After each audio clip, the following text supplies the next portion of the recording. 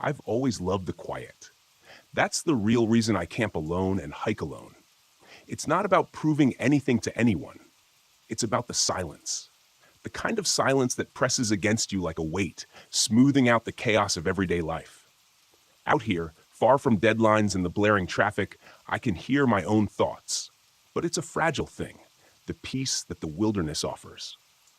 I've learned that the quiet can also play tricks on you, turn on you.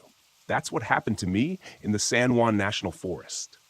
I'd been camping alone plenty of times before, but this trip was different. I still have trouble putting it into words. All I know is that the silence stopped being my friend somewhere on the second day. I'd planned to be out there for 4 days, just long enough to clear my head and reset.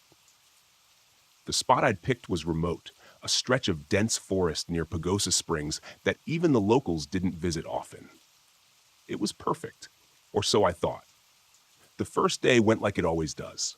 The drive up was uneventful, and after a few hours of hiking, I found the perfect campsite.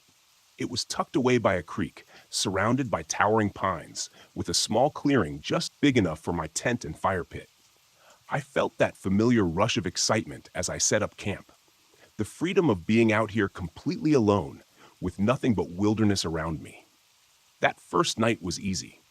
I sat by the fire, listening to the water rush over the rocks in the creek. I wrote in my journal a bit, mostly just notes about the hike and some thoughts about work. Then I crawled into my tent, ready to sleep. The silence was comforting at first, as it always is, but I woke up in the middle of the night to something strange. It was subtle, just a faint whispering sound, like the wind picking up through the trees. I brushed it off, telling myself it was nothing, and eventually drifted back to sleep. The next day, things started to go wrong. I woke up later than I'd planned, the sky already a pale blue overhead. My stove was acting up, which was weird because it had worked fine the night before. It just wouldn't light, no matter what I tried. I ended up eating cold granola and packing up my camp, ready to move deeper into the forest. That's when I noticed my GPS wasn't working. I'd had reception when I camped here before, but now my phone was useless. No signal at all. I wasn't worried yet, though.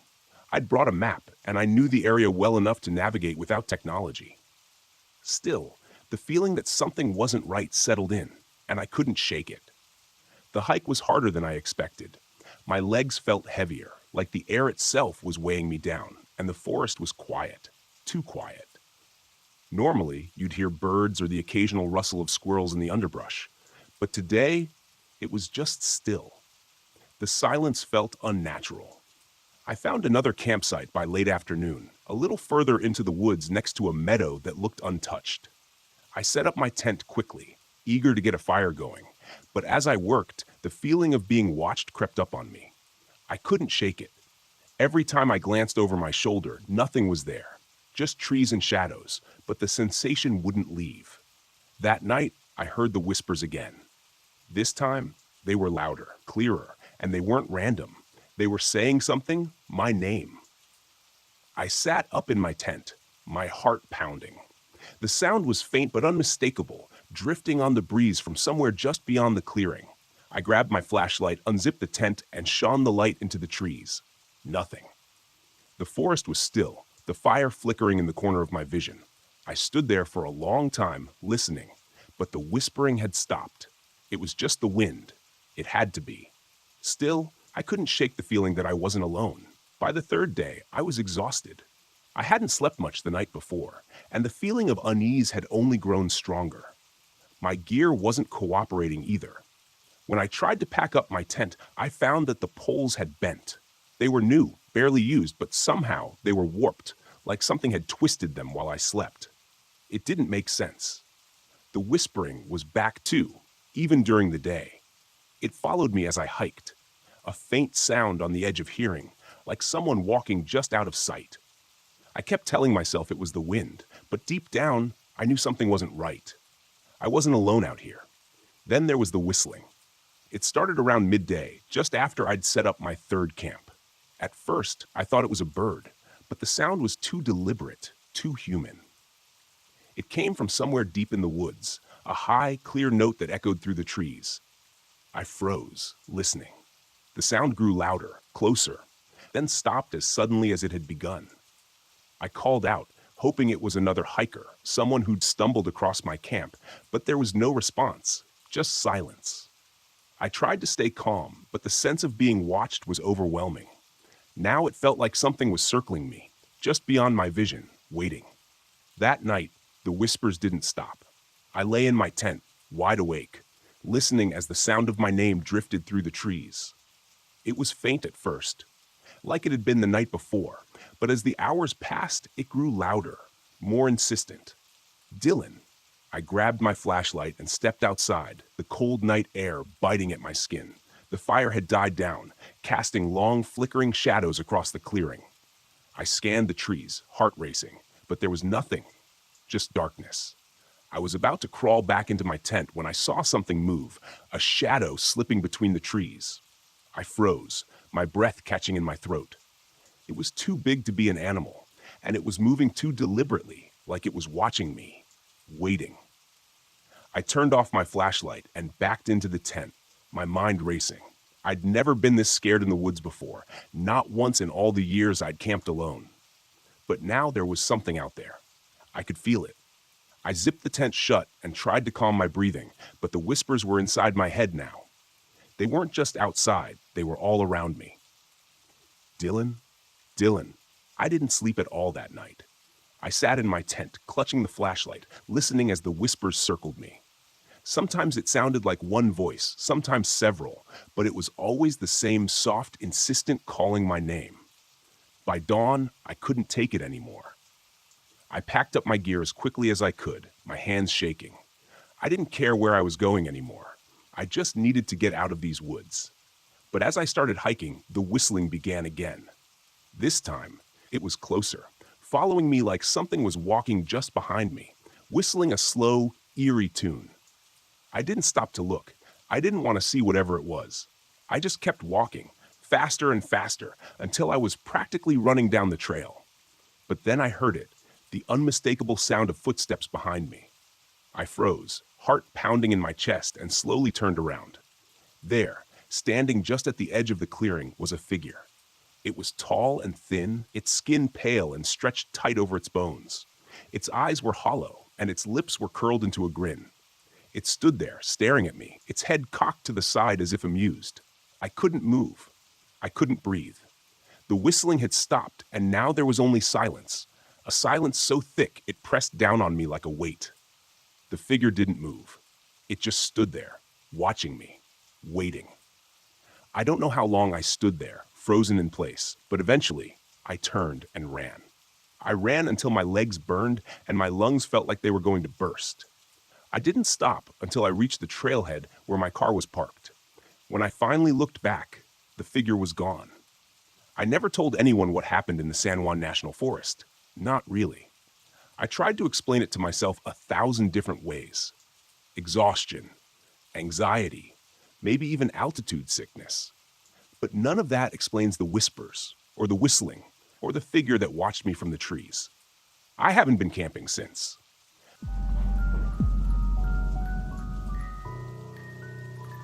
The fog was thicker than I'd expected.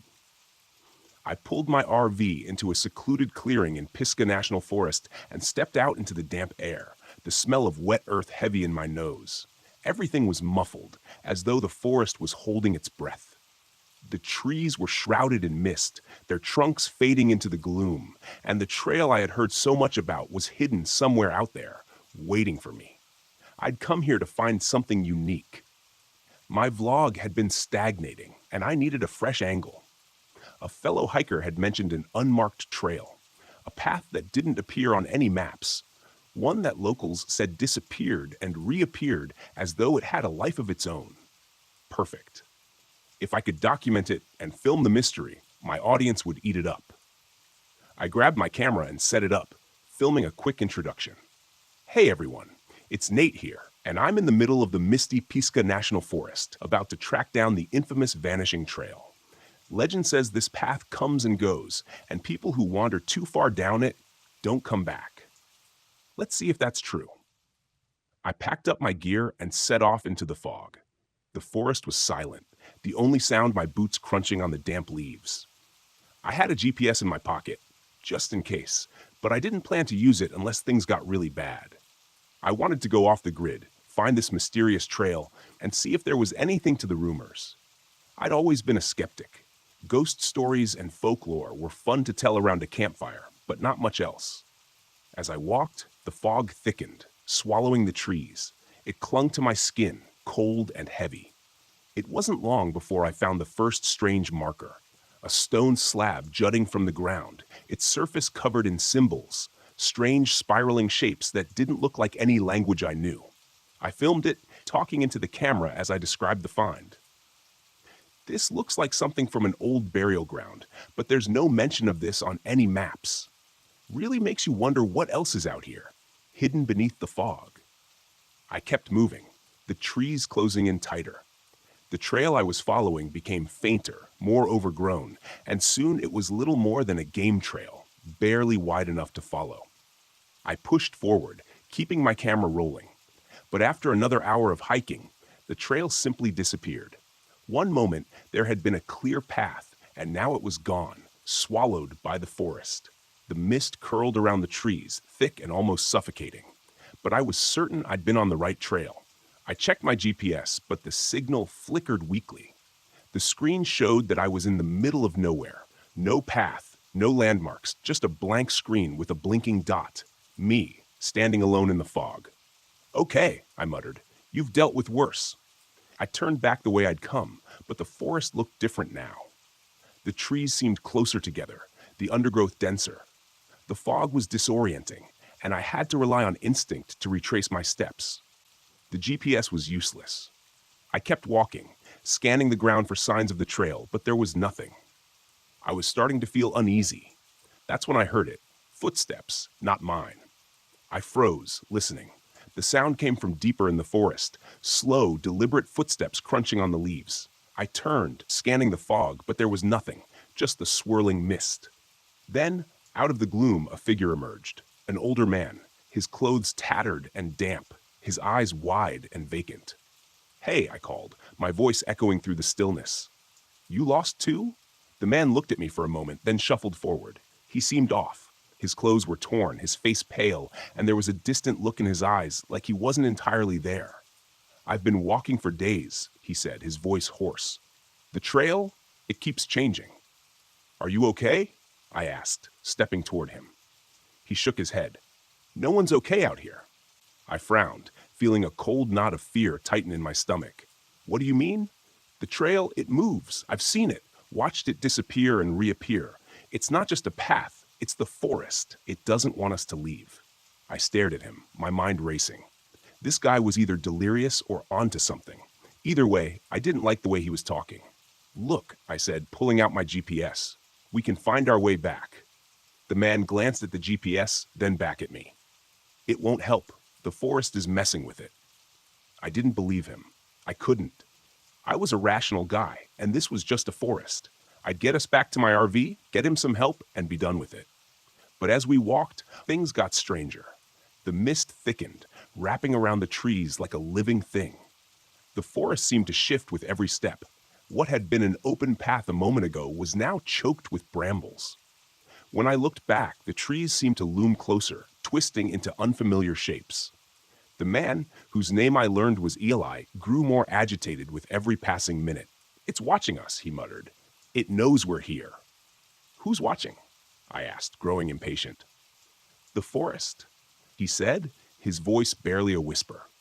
"It's alive, and it's been here long before we were." I ignored him, focusing on the GPS, but even that was failing me. The screen flickered, the signal cutting in and out. At one point, it showed me standing on a clear path, but when I looked up, there was nothing but trees. Thick, twisted trees that looked like they had grown there for centuries. We kept walking, the fog growing thicker, pressing in on us. The air felt heavy, almost suffocating, and then the whispers started. Faint at first, like the wind through the leaves, but then more distinct voices calling out from the mist. "Nate?" I froze, my heart hammering in my chest. "Did you hear that?" I asked. Eli nodded, his eyes wide. It's calling us, the forest. I tried to shake it off, tell myself it was just the wind, but deep down I knew that wasn't true. The voice had spoken my name. We came across a backpack tangled in the branches of a tree, high above our heads. It was old, covered in dirt and torn, but when I climbed up to retrieve it, I found fresh supplies inside, water, food, like someone had packed it yesterday. I felt a chill run down my spine. How had it gotten there? Eli was growing more paranoid, his eyes darting around as though he expected the trees to come alive at any moment. "We need to leave," he kept saying, "before it's too late." We pushed forward, but no matter which direction we went, we ended up back where we started. The fog seemed to pulse with an unnatural energy, the whispers growing louder. Then, without warning, Eli was gone. I turned around, and he was just gone. The forest had swallowed him whole without a sound. I called out his name, but there was no response, only the dense mist pressing in on me. Panic set in. I was alone, lost in a forest that didn't want me to leave. The GPS was useless, and my camera was flickering, showing distorted footage of things I hadn't seen, shadows moving in the trees, figures lurking just out of sight. I started running, my breath coming in sharp gasps. The trees twisted and shifted around me, the fog so thick I couldn't see more than a few feet ahead. Every time I thought I'd found a way out, the forest closed in, trapping me in a maze of branches and brambles. The whispers were louder now, calling my name over and over. My camera caught glimpses of movement, dark figures moving through the mist, vanishing before I could focus on them. I didn't know what was real anymore. The forest seemed to warp around me, bending reality to its will. Then, just as suddenly as it had begun, the fog broke. I stumbled out of the trees and found myself back at my RV. The mist lingered at the edge of the forest, but it didn't follow. I didn't wait. I grabbed my keys, threw my gear into the RV, and drove off, my hands shaking on the wheel. I didn't stop until I was miles away, the forest a distant memory in the rearview mirror. Back home, I reviewed the footage. I expected to see the horror I'd witnessed, the proof of the vanishing trail and the strange shifting forest. But the videos showed nothing. The trail looked normal. The mist wasn't as thick, and Eli wasn't in the footage at all. It was like he'd never existed. I tried to tell myself it had been a bad trip, that my mind had played tricks on me, but deep down, I knew the truth. The forest had let me leave, but it hadn't forgotten me, and I had a feeling it was waiting, somewhere in the mist for me to return.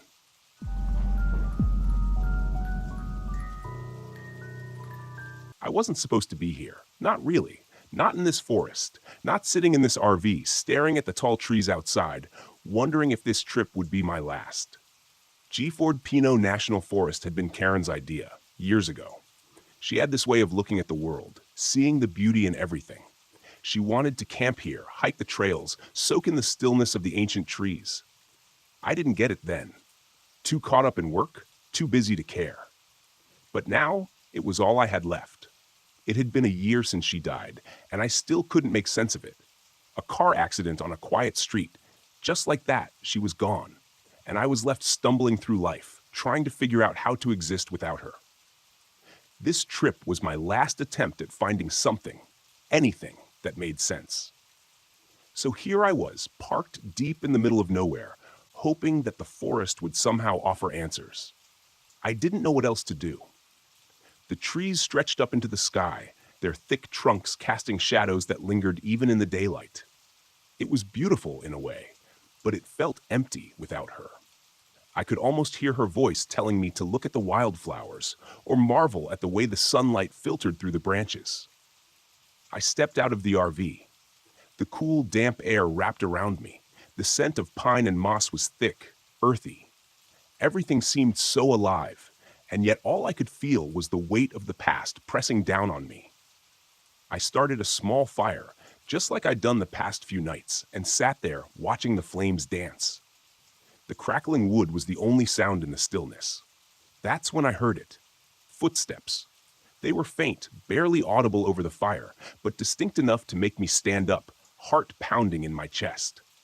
I looked around, scanning the tree line, but saw nothing. Just shadows. I told myself it was probably a deer, or maybe some other animal, but the feeling stuck. the sense that someone was watching me. I wasn't alone. I sat back down, trying to shake the unease, but it lingered. I couldn't stop thinking about the old man I'd met the day before. Edgar. He'd been wandering the campground when I arrived, his wrinkled face covered in a scruffy beard, eyes sharp despite his age. He was friendly enough, but there had been something off about him. "You came at the wrong time," he'd said, staring at me with a knowing look. "Why is that?" I'd asked, brushing it off. "Some things shouldn't be disturbed, especially at night. The forest, it has its secrets." I didn't know what to say to that, so I didn't respond. But his words stuck with me, replaying in my mind as I sat by the fire. What did he mean by secrets? What was he talking about? I hadn't thought much of it at the time, but now, sitting in the dark with the fire flickering low, I couldn't shake the feeling that there was something more to what he'd said. The wind picked up, making the trees sway, their branches creaking overhead. The fire sputtered as the breeze caught it, and I stood up again, feeling restless. I needed to move, to walk, anything to clear my head. I grabbed my flashlight and headed into the forest, just far enough to feel like I was doing something. The beam of light cut through the darkness, illuminating the trunks of the trees, but casting long shadows everywhere else. My footsteps were the only sound now, crunching softly on the forest floor. I don't know how far I walked before I saw the first symbol. It was carved into the bark of a tree, a spiral-like shape that looked old, weathered by time. I crouched down, running my fingers over it. It was smooth, unnaturally so, like it had been carved recently. I stood up, shining the light around, and spotted more symbols carved into the trees at odd intervals, spirals, faces, shapes that made no sense. They all seemed to be pointing deeper into the forest, like a trail leading me somewhere. A chill ran down my spine. I turned back, trying to ignore the nagging curiosity that pulled at me. I wasn't here to chase after strange carvings. I was here to, well, I didn't know why I was here anymore, but this wasn't it. As I made my way back toward the RV, the air seemed heavier, colder. I couldn't hear the wind anymore, and the shadows seemed darker. The feeling that I was being watched returned, stronger this time, like someone or something was following me. My pulse quickened, and I picked up the pace, glancing over my shoulder every few steps. Nothing, just trees and shadows. When I reached the RV, I let out a breath I hadn't realized I was holding. The fire had gone out, leaving nothing but smoldering embers. I climbed inside, locked the door behind me, and sat on the edge of the bed, heart still racing. I was just tired. That's all it was. The grief, the isolation, it was messing with my head. I hadn't been sleeping well, and the loneliness had a way of playing tricks on the mind. At least that's what I told myself. The next morning, I met Leah. She was hiking near the campground, a pack slung over her shoulders, looking every bit the confident outdoorswoman. She was friendly, outgoing, and struck up a conversation with me as soon as we crossed paths. "You camping out here alone?" she asked, her voice light, casual. I nodded. "Yeah, needed some time away, I guess." "I get that," she said, smiling. "This place is something else. It's beautiful, but it can get a little weird at night, don't you think?" I paused, remembering the footsteps, the carvings, Edgar's warnings. "Weird?" I asked. "How strange it can feel out here after dark. Just stories, old legends. You know how it is with places like this. Every forest has its ghost stories." I tried to keep my tone neutral, but the unease from the night before still lingered. She smiled again, but this time, there was something in her eyes, like she knew more than she was letting on. "Just be careful. It's easy to get lost out here," she said. With that, she waved and continued down the trail, disappearing into the trees. I watched her go, wondering if I should have said more, asked her what she meant, but I didn't. I spent the rest of the day at camp, trying to relax, but the sense of unease only grew stronger. That night, as I sat by the fire again, I couldn't stop thinking about the symbols. They'd seemed so deliberate, so purposeful, like someone or something was trying to lead me deeper into the woods. And then the footsteps returned. This time, they were louder, closer. I stood up, shining my flashlight toward the trees, but saw nothing, just shadows. But the footsteps didn't stop. They circled the RV, slow, deliberate, crunching on the forest floor. My throat tightened as I strained to listen, my heart hammering in my chest. "Who's there?" I called out, but the footsteps didn't answer. Instead, they stopped. Dead silence. I backed toward the RV, fumbling for the door when I saw it. Movement just at the edge of the trees. A figure, tall, thin, barely visible in the darkness. I blinked, and it was gone. I bolted inside, slamming the door behind me, my breath coming in short gasps. What the hell was happening? I sat there for hours, staring at the door, waiting for something to happen, but nothing did. The next morning, Leah was gone. Her tent was still there, her pack sitting neatly outside, but she was nowhere to be found. I searched the area, calling her name, but the forest was silent. It didn't make sense. People didn't just vanish like that, not without a trace. I thought about Edgar, about the stories he'd told, the forgotten one, he'd called it, a legend about a man who'd wandered too far into the forest, losing himself until he became part of the land itself. Now, they said he lured others to join him, preying on their grief, their loneliness, until they disappeared too. I didn't believe it. I couldn't. But Leah was gone, and the symbols were still there, etched into the trees like a warning or an invitation. The footsteps returned that night, and this time I knew what they wanted. I could hear her voice, Karen's voice, calling to me from the trees, soft, loving, like she was right there, waiting for me. "Derek," she whispered, "come find me." My heart ached, torn between the impossible and the undeniable. I knew it wasn't real. I knew it, but I wanted to believe it was. I stepped outside. The cold air bit at my skin. The forest was dark, silent, but the voice was there, guiding me. I walked toward the trees, my feet moving on their own, drawn by the sound of her voice. "Derek," she called again. "Don't leave me." I stopped at the edge of the woods, staring into the darkness. I could see her now just beyond the first row of trees, her face, her smile. She was there, waiting for me.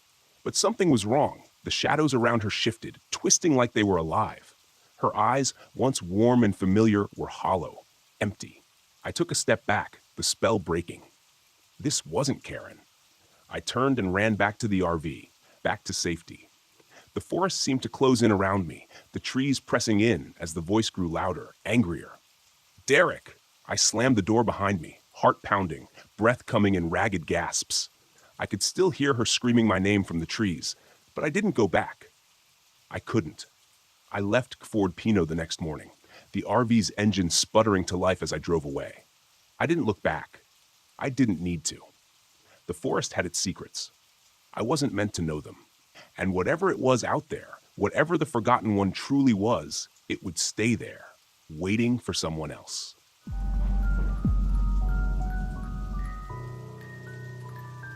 I thought the desert would heal me. Red Rock Canyon was supposed to be a place to clear my head, to sit in silence and let the vast empty land take away the chaos of the last few months. I'd lost everything, my wife, my job, and I needed something, anything, to remind me there was still some peace left in the world. Instead, it felt like I'd driven into a nightmare. I parked the RV at the far end of the campground, as far away from the few other campers as I could get. I wanted solitude, to think, or maybe to stop thinking. I wasn't sure. The sun was setting as I stepped out, casting a deep orange glow across the red sandstone cliffs. It was beautiful, the kind of beauty that made you feel small, like the world was too big for you to matter. Maybe that's what I needed. I'd been driving for hours, with only the occasional crackle of the radio for company. The RV was old, creaking and groaning as I navigated the winding roads into the canyon. It had seen better days, much like me. As I stretched, a low rumble came from under the hood. "Great," I muttered, giving the RV a half-hearted kick. The engine had been acting up for days, but I figured I could deal with it later. I wasn't here for that. I was here to get away, to let the emptiness of the desert swallow me whole. That night, after I'd settled in, I sat outside the RV, staring up at the stars. Out here, away from the city, the sky was incredible, clear, endless. But as the stars twinkled overhead, I noticed something strange. At first, I thought they were planes, blinking in and out far above the canyon. But then they moved too fast, too erratically. I leaned forward, squinting. There were 3 of them, glowing faintly blue, darting through the sky in impossible patterns. They weren't planes. I wasn't sure what they were. I stood up, straining my neck to follow their path as they circled overhead. They blinked off one by one, and the desert was silent again. Just stars, I told myself, even though I knew it wasn't true. The next morning, I woke up to find the RV's battery almost dead. My phone, which I'd left charging overnight, hadn't gained a single bar. I tried turning the engine over, but all I got was a dull click. My chest tightened. Being stranded in the middle of the desert wasn't part of the plan. I had enough food and water for a few days, sure, but the isolation was starting to feel less like a retreat and more like a trap. Milo's RV was parked a few spots down, his beat-up RV sitting in the shade of a large rock formation. He waved me over as I stepped out of mine, a wide grin on his sunburnt face. "Morning," he called. "Beautiful day, huh?" I forced a smile. "Yeah, sure. Hey, you wouldn't happen to have jumper cables, would you?" Milo scratched his scruffy chin, then shook his head. "Sorry, friend, but I can give you a ride into town later if you need help. It's not too far." I thanked him, but something about Milo unsettled me. Maybe it was how relaxed he seemed, like this place wasn't bothering him at all. As I stood there, he tilted his head toward the canyon walls. "You see the lights last night?" he asked. I froze. "Yeah, what were they?" He shrugged, like it was nothing. "Oh, those things. People talk about them all the time. Could be military. Could be something else. No one really knows, but they've been around as long as I've been camping out here." I laughed nervously. "Something else, huh?" Milo smiled, but it didn't reach his eyes. "People say they're not from this world. I don't know about that, but sometimes they follow you. Just don't go too far out at night, and you'll be fine." I forced another laugh, but my stomach churned. Milo's tone was too casual, too accepting. I thanked him again and went back to my RV, trying to shake off the feeling that I was missing something important. The day dragged on, the heat baking the ground beneath my feet. I spent the afternoon hiking a short trail near the campground, trying to clear my head, but the vast emptiness only made me feel more alone. I kept thinking about the lights, about how they'd moved, how they seemed to watch me. That night, they returned. I was sitting outside again, nursing a warm beer and staring at the sky when I saw them, 3 faint blue lights hovering over the canyon. This time, they were closer, too close. They flickered almost playfully, darting back and forth like they were searching for something. I stood up, my heart pounding. It didn't make sense. Nothing about this place made sense. I backed toward the RV, never taking my eyes off the lights, but as I reached for the door, the lights blinked out.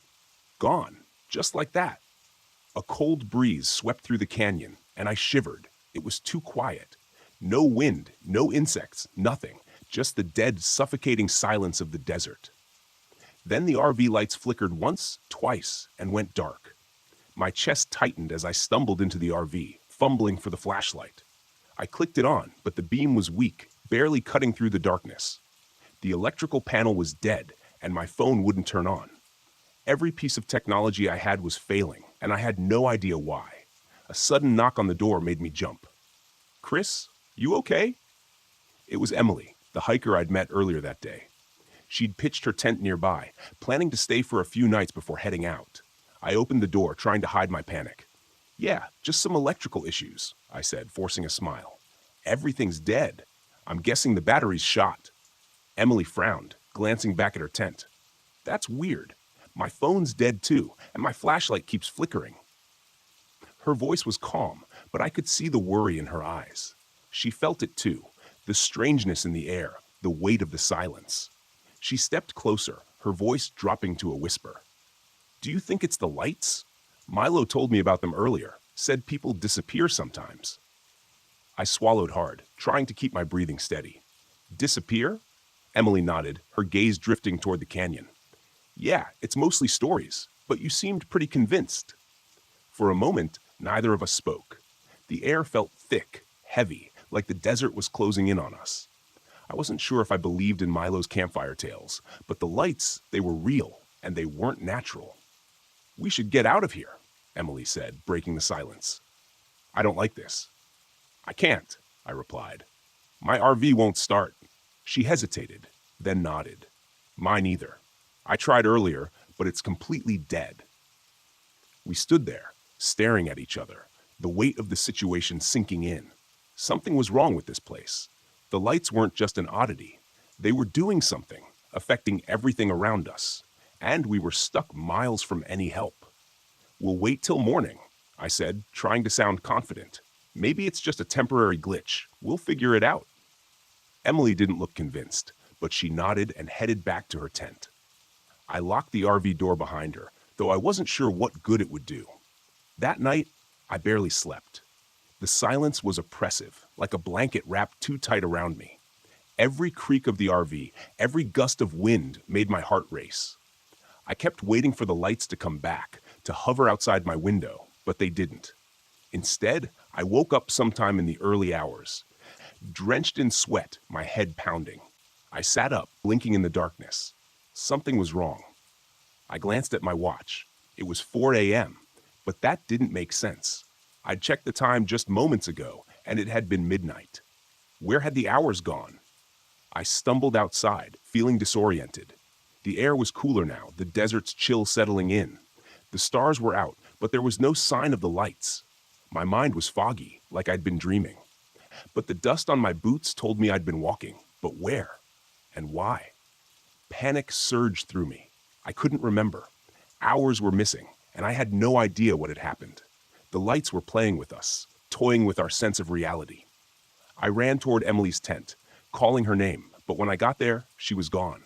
Her tent was empty, her pack still there, but she was nowhere to be found. "Emily!" I shouted, my voice echoing off the canyon walls. Nothing. The only sound was the wind. I backed away, my heart hammering in my chest. This wasn't real. It couldn't be. But the lights, the missing time, it all pointed to one terrifying conclusion. We weren't alone. I sprinted back to my RV, slamming the door behind me, and tried the engine again. To my shock, it roared to life. The headlights flickered on, and I didn't hesitate. I jammed the gear shift into drive and tore out of the campsite, gravel kicking up behind me as I sped down the winding canyon road. I glanced in the rearview mirror for just a second.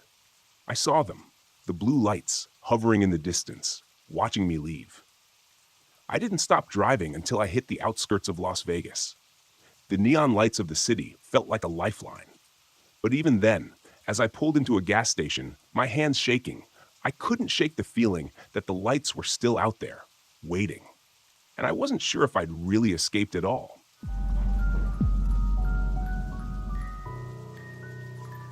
"6 months in the Smokies.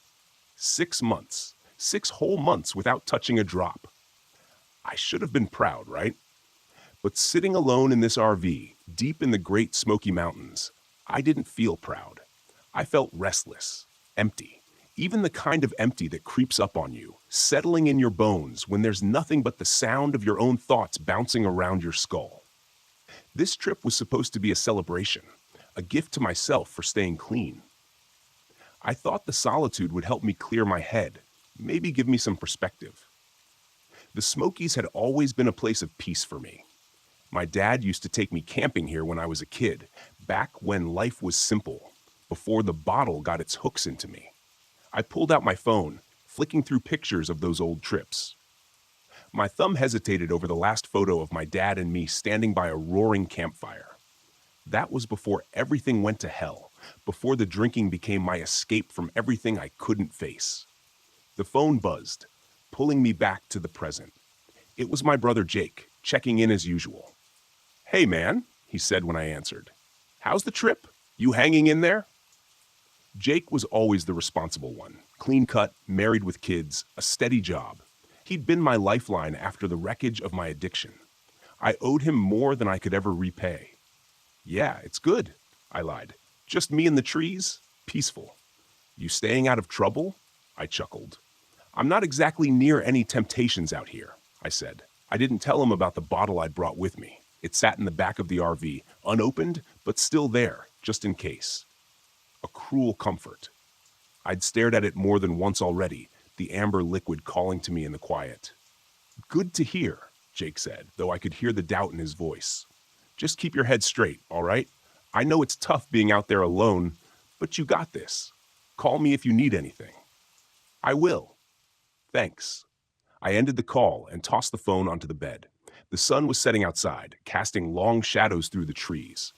The sky faded from a soft orange to deep purple, and with it, the familiar sense of isolation began to settle in.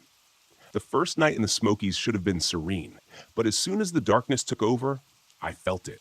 The unease. The forest around me was too quiet. It was like it was holding its breath. No wind, no rustling leaves, just the faint crackle of my campfire outside. I sat at the picnic table near the fire, trying to relax, but the silence only seemed to grow heavier. I poked at the flames with a stick, hoping they'd somehow keep the stillness at bay. Then I heard it. A whistle.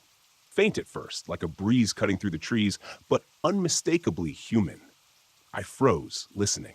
It was tuneless, just a single drawn-out note that seemed to float through the air. I scanned the tree line, but there was nothing. No movement. No one else was supposed to be this far out. I'd parked in a secluded area of the park, away from the main trails. The whistling continued, soft but constant. Probably just the wind, I muttered to myself. But even as I said it, I knew that wasn't true. It didn't sound like wind. It sounded deliberate. I stood, the hairs on the back of my neck prickling, and slowly circled the fire. I kept the flames between me and the trees, my eyes darting between the dark shapes of the pines. The whistle came again, louder this time, closer. My heart hammered in my chest, the familiar anxiety clawing its way up my throat. "Who's there?" I called, my voice breaking the thick silence. No response, just another long, drawn-out whistle. I grabbed my flashlight from the RV and swept the beam through the trees. The light cut through the darkness, but all I saw were shadows. No footsteps, no crunch of leaves, just that damn whistling drifting through the trees like a ghost. I didn't sleep much that night. The next day, I tried to convince myself it was nothing. It had to be nothing, right? Just a trick of the wind. The mountains could be strange like that, especially at night. Still, I couldn't shake the feeling that I wasn't alone. The bottle of whiskey in the back of the RV started to look more and more appealing, but I shoved that thought down. I wasn't here for that. Not this time. To clear my head, I went for a hike, following a trail that wound through the dense forest. The air was crisp, the smell of pine and damp earth filling my lungs. For a while it worked. I could almost forget about the night before. Almost. That's when I saw the first marking. It was carved into the bark of a tree, a rough, jagged symbol that looked like a spiral or maybe an eye. I couldn't tell. It didn't look natural, though. It felt intentional, like a warning. I ran my fingers over it, the grooves deep and uneven. I kept walking, but the further I went, the more of the symbols I saw. Spirals, faces, strange runes carved into trees, all leading deeper into the woods. It felt like they were guiding me somewhere, though I wasn't sure I wanted to find out where. That night, the whistling returned. I was sitting by the fire again, trying to keep my mind off the bottle, when the sound came drifting through the trees. This time, it wasn't soft. It was louder, closer. I stood up, flashlight in hand, and scanned the forest. My heart pounded in my ears. My mouth went dry. The whistling seemed to circle the campsite, moving slowly but deliberately. It was all I could hear, filling the silence like a haunting lullaby. I turned, and that's when I saw him. Standing just beyond the tree line was a figure. A man, gaunt and pale, his hollow eyes fixed on me. He stood motionless, his lips pursed as he whistled that same eerie, tuneless note. "Hey," I called, my voice cracking. "What do you want?" The figure didn't respond. He just stood there, watching me. The whistling grew louder, more insistent, cutting through the night air like a knife. I took a step toward him, but as soon as I moved, he turned and disappeared into the trees. My hands were shaking. I wasn't sure if it was fear or something else, something deeper. I felt the urge to chase him, to follow that haunting sound, but my legs refused to move. I stayed by the fire until dawn, too scared to go back inside the RV. The next day, I tried to leave. I packed up my gear, grabbed the keys to the RV, and decided I'd had enough of the Smokies. But when I tried to start the engine, it wouldn't turn over. Just a dull click. I swore under my breath, popped the hood, and checked the battery. Everything looked fine, but the damn thing wouldn't start. I tried calling Jake, but my phone was dead. I'd charged it the night before, but now it was completely drained. No signal, no service, nothing. The forest around me felt suffocating. I couldn't shake the feeling that something was watching me, waiting just beyond the trees. The whistling started again, faint at first, then growing louder, like a taunting melody. I grabbed the bottle from the back of the RV. I wasn't going to drink it, not yet. But holding it made me feel better, more in control, as if I could use it as a weapon somehow. That night, the stranger came back. I woke up to the sound of whistling, loud, sharp, right outside the RV. I sat up, heart pounding, and looked out the window. He was standing by the fire pit, his pale face illuminated by the flames. His eyes were fixed on me, unblinking, and that awful whistling filled the air, pressing in on me from all sides. He took a step toward the RV, and I felt the panic rise in my chest. I grabbed the bottle, holding it like a club, and stumbled outside. The air was freezing, my breath coming in ragged gasps. The whistling pierced through my skull, making it hard to think. I raised the bottle, ready to throw it. But then something stopped me. For the first time in days, I heard something else. A voice, faint but real. Jake's voice. "Nick, don't do it." I blinked, shaking my head. The stranger was gone. The whistling had stopped, and there in the silence, I realized what I had been about to do. The bottle slipped from my hands and shattered on the ground. I dropped to my knees, gasping for air, the weight of everything crashing down on me. The whistling was gone, but the fear, the isolation, it wasn't something I could run from. Not out here. Not anywhere. When the sun rose, I tried the RV again. This time, it started. I drove out of the Smokies that morning, not looking back. The whistling stayed behind, lost in the trees, but the memory of it, the temptation would stay with me. 6 months sober. But this trip taught me something I hadn't been ready to face. Some demons don't live in bottles. They live in the silence, in the spaces we create for ourselves when we're trying to hide from the world.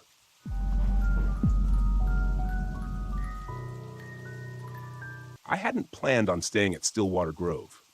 The campground wasn't even marked on my map, just a small patch of green near the edge of Shawnee National Forest. But as I drove down the empty forest road, I saw the sign. Old, weathered wood with the words Stillwater Grove Campground carved into it. It felt like an invitation, one I couldn't resist. I'd been on the road for weeks, photographing wildlife for a personal project I'd picked up after quitting my job. The last few months had been a blur of long drives, lonely campsites, and an overwhelming need to be anywhere but back in the city. I didn't miss my corporate job or my ex. What I did miss was the feeling that I knew what the hell I was doing with my life. Stillwater Grove seemed perfect, quiet, isolated, and right by the lake. It would give me the break I needed, some peace before heading back into the real world. When I pulled into the campsite, the late afternoon sun cast long shadows across the grove. The air was still, the only sound being the gentle lapping of water against the shore. A single RV sat on the far side of the campground, a distant figure moving near it. Otherwise, it was just me. I parked my RV near the edge of the lake, the water glistening under the fading light. After setting up camp, I grabbed my camera and headed toward the shore, hoping to catch the sunset. As I stood there, framing the perfect shot, a voice startled me. "Beautiful, isn't it?" I turned to see a woman standing a few feet away, her face half in shadow. She had an otherworldly kind of beauty, pale skin, long dark hair, and eyes that seemed to take in everything. "Yeah," I replied, lowering my camera. "It's peaceful." She smiled. "It always is here. I'm Ellie, by the way." "Nick," I said, shaking her outstretched hand. Her skin was cold, like she'd been standing in the shade for too long. "You camping here too?" "For a little while," she said, her voice soft. "I come here every now and then. Can't stay away." Her words sent a shiver down my spine, though I couldn't explain why. I wasn't used to talking to people much anymore. The solitude had become my comfort zone, and something about Ellie felt out of place. "You here for the fishing?" I asked, trying to make small talk. She shook her head. "No, just the lake. The quiet." We stood in silence for a moment, watching the sun sink behind the trees. The sky turned shades of pink and orange, the water reflecting the colors like a mirror. I raised my camera, snapping a few shots, and when I looked back, Ellie was gone. Just like that. I glanced around, but there was no sign of her. The other RV was still parked at the far end of the grove, but there was no movement. I chalked it up to her being quick on her feet, though it left me feeling oddly unsettled.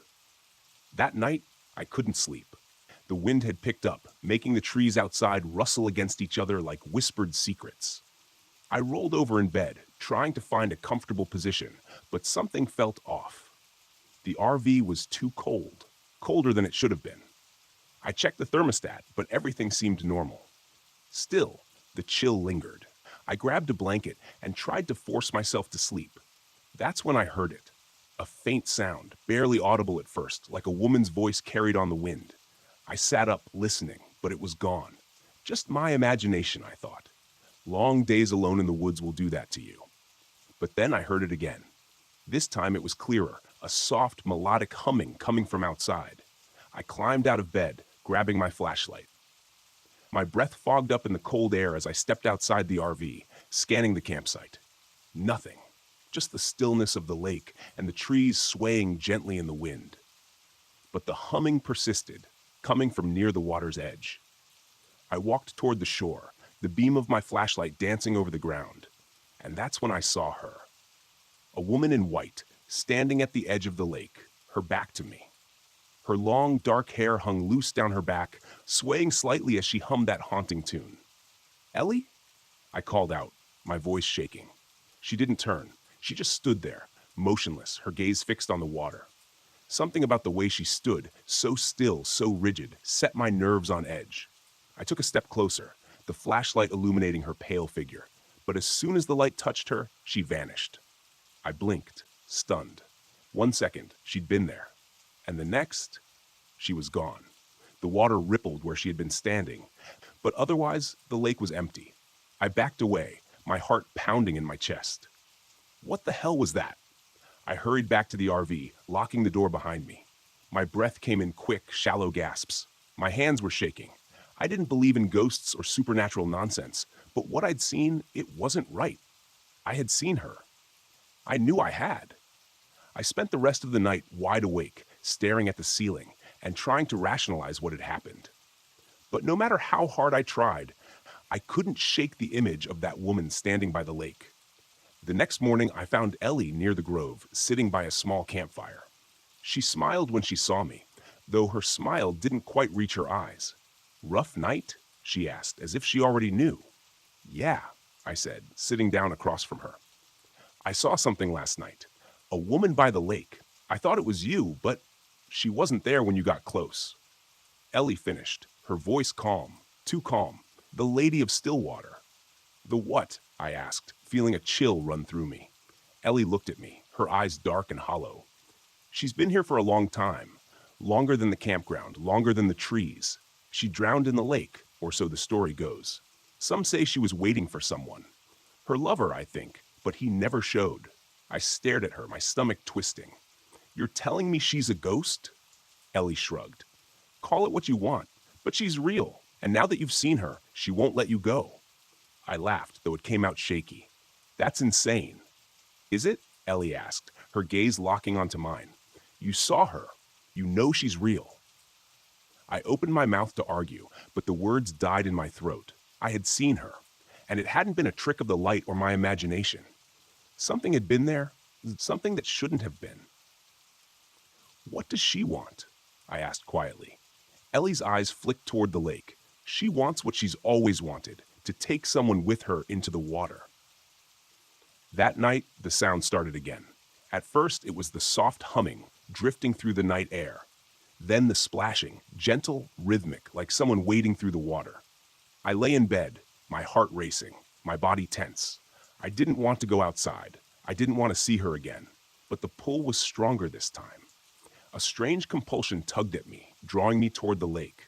I tried to fight it, to stay in the RV, but my legs moved on their own, carrying me outside into the cold night air. The lake was calm, reflecting the pale moonlight. And there she was, standing in the water, her white dress billowing around her as if moved by an unseen current. "Come to me," she whispered, her voice soft but clear. "Please come." I took a step forward, my body moving against my will. The water lapped at my shoes, and I could feel the cold seeping into my skin. "Come with me," she said again, her voice almost pleading now.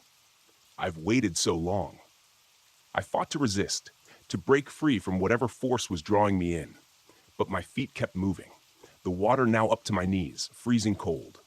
I could feel the pull of the lake, the weight of the water dragging me down. Suddenly, a hand grabbed my arm, yanking me back with such force that I stumbled onto the shore. Ellie stood beside me, her face pale, her grip strong. "You have to leave," she said, her voice urgent now. "Before it's too late." I looked back at the lake, but the woman was gone. The water was still, as if nothing had happened. "What the hell is happening?" I gasped, my breath coming in shallow bursts. Ellie's expression was grim. "She's marked you now. If you stay, she'll take you. You have to go." I didn't argue. I packed up my things, my hands shaking, adrenaline coursing through my veins. Within minutes, I was back in the RV, starting the engine and pulling out of the campsite as fast as I could. As I drove away, I glanced in the rearview mirror. Ellie stood at the edge of the grove, watching me go, her face unreadable. And behind her, just barely visible in the mist, was the Lady of Stillwater, her pale eyes following me, waiting for me to return. I didn't look back again.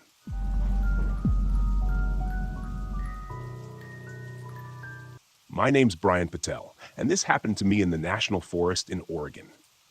I grew up in Portland and spent most weekends hiking the trails with my dad. After he passed away, I kept the tradition alive, even though the solitude wasn't quite the same. I wasn't the sentimental type, but being out there brought some quiet to my otherwise loud, chaotic life as an electrician. That particular weekend, and I'd planned a 2-day solo trek, something to clear my head and test out some new gear. I wasn't an ultralight fanatic or anything, but I liked keeping things minimal. Just me, the trail, and whatever nature threw at me. My route started at Timberline Lodge and cut through some backcountry trails that didn't see much traffic.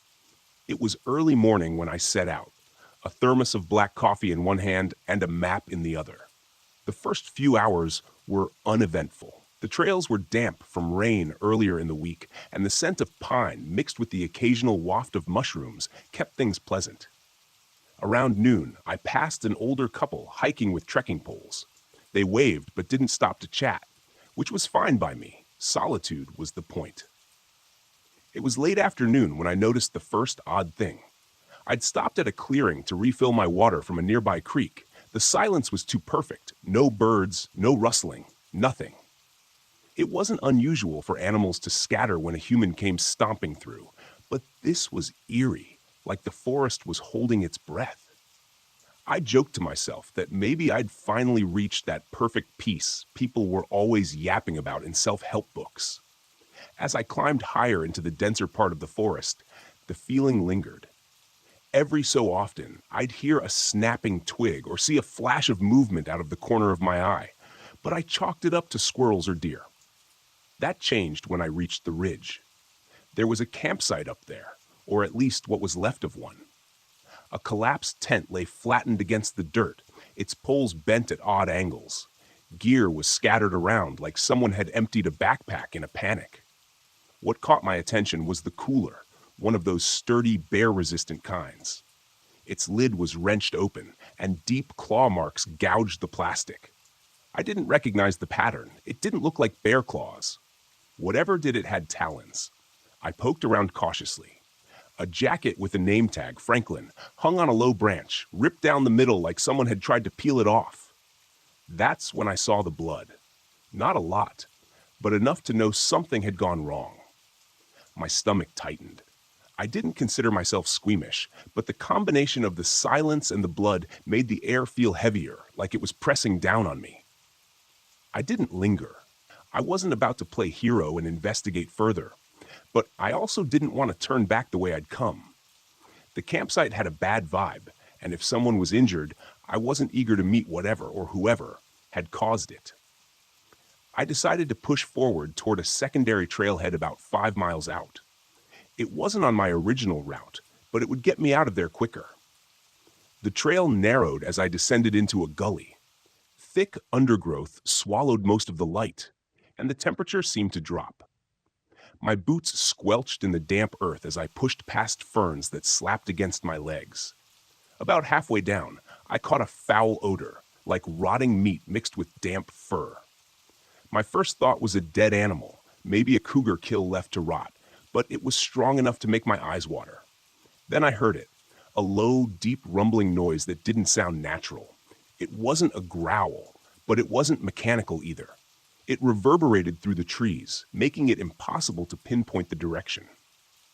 My fight or flight instincts kicked in, and I chose the third option, freeze. I crouched low, scanning the trees, my heart hammering in my chest.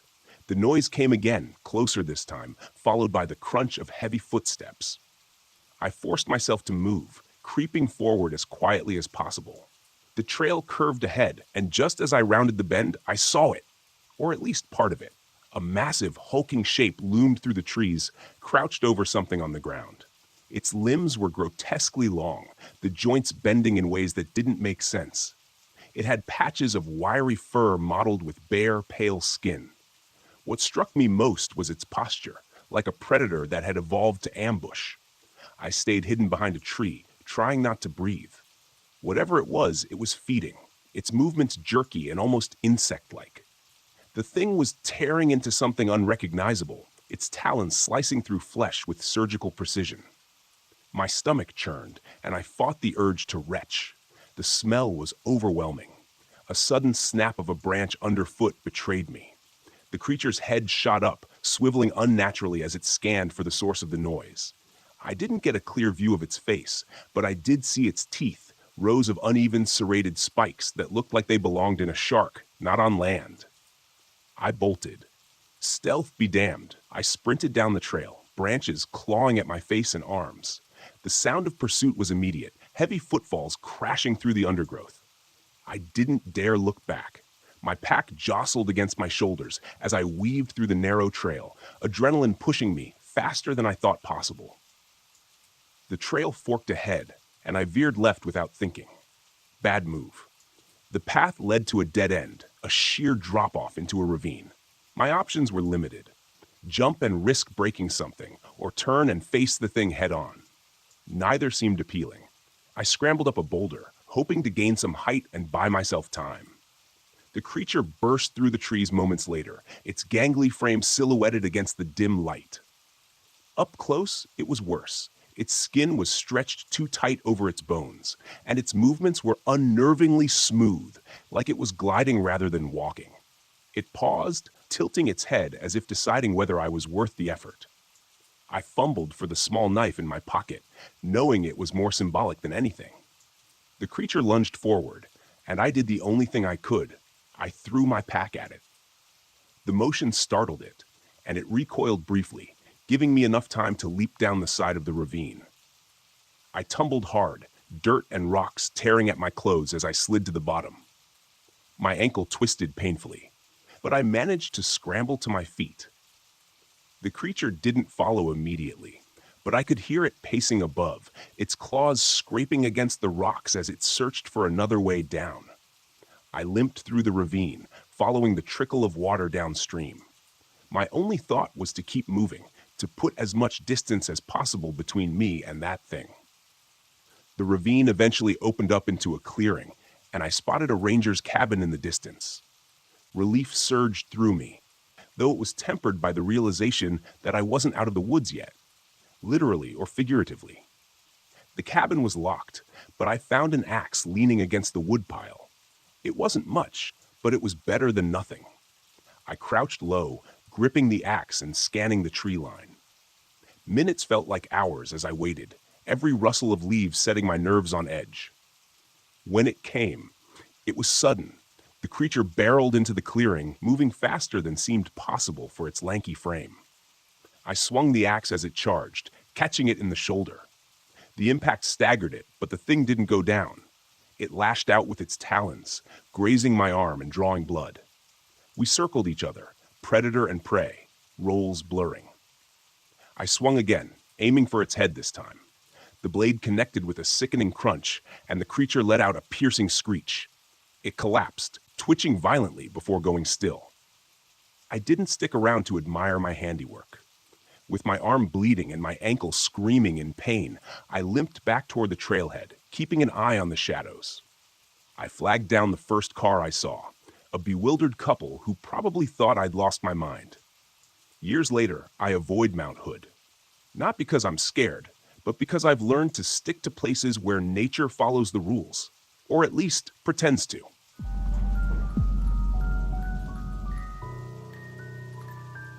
I'm going to be honest with you. Being a cop in a small town isn't glamorous. It's not like the movies where every day is a shootout or a high-speed chase. It's mostly handling neighbor disputes over where someone's fence ends or someone's dog barking too much. My name's Lucas Giroux, and I've been wearing the badge for 9 years here in Chesterville, Louisiana.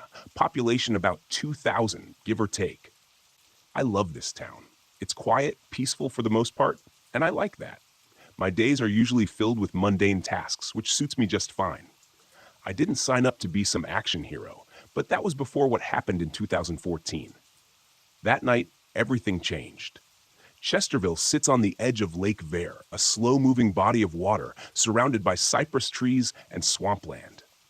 People here fish, drink, and go about their lives. It was a pretty uneventful Thursday evening. I was sitting in the patrol car near the lake, enjoying the last of my coffee. That's when the call came through. Domestic disturbance, 14 miles out of town, near the edge of the bayou. Some old shack out there. Probably a drunk couple having a fight.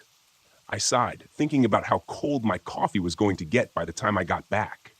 I could have ignored the call. In a town this small, people mostly resolve their issues on their own. But it's my job, and I'm not the kind of guy to leave a job half done. So I punched the gas and headed toward the edge of the swamp, the smell of rotting vegetation creeping into the car through the vents.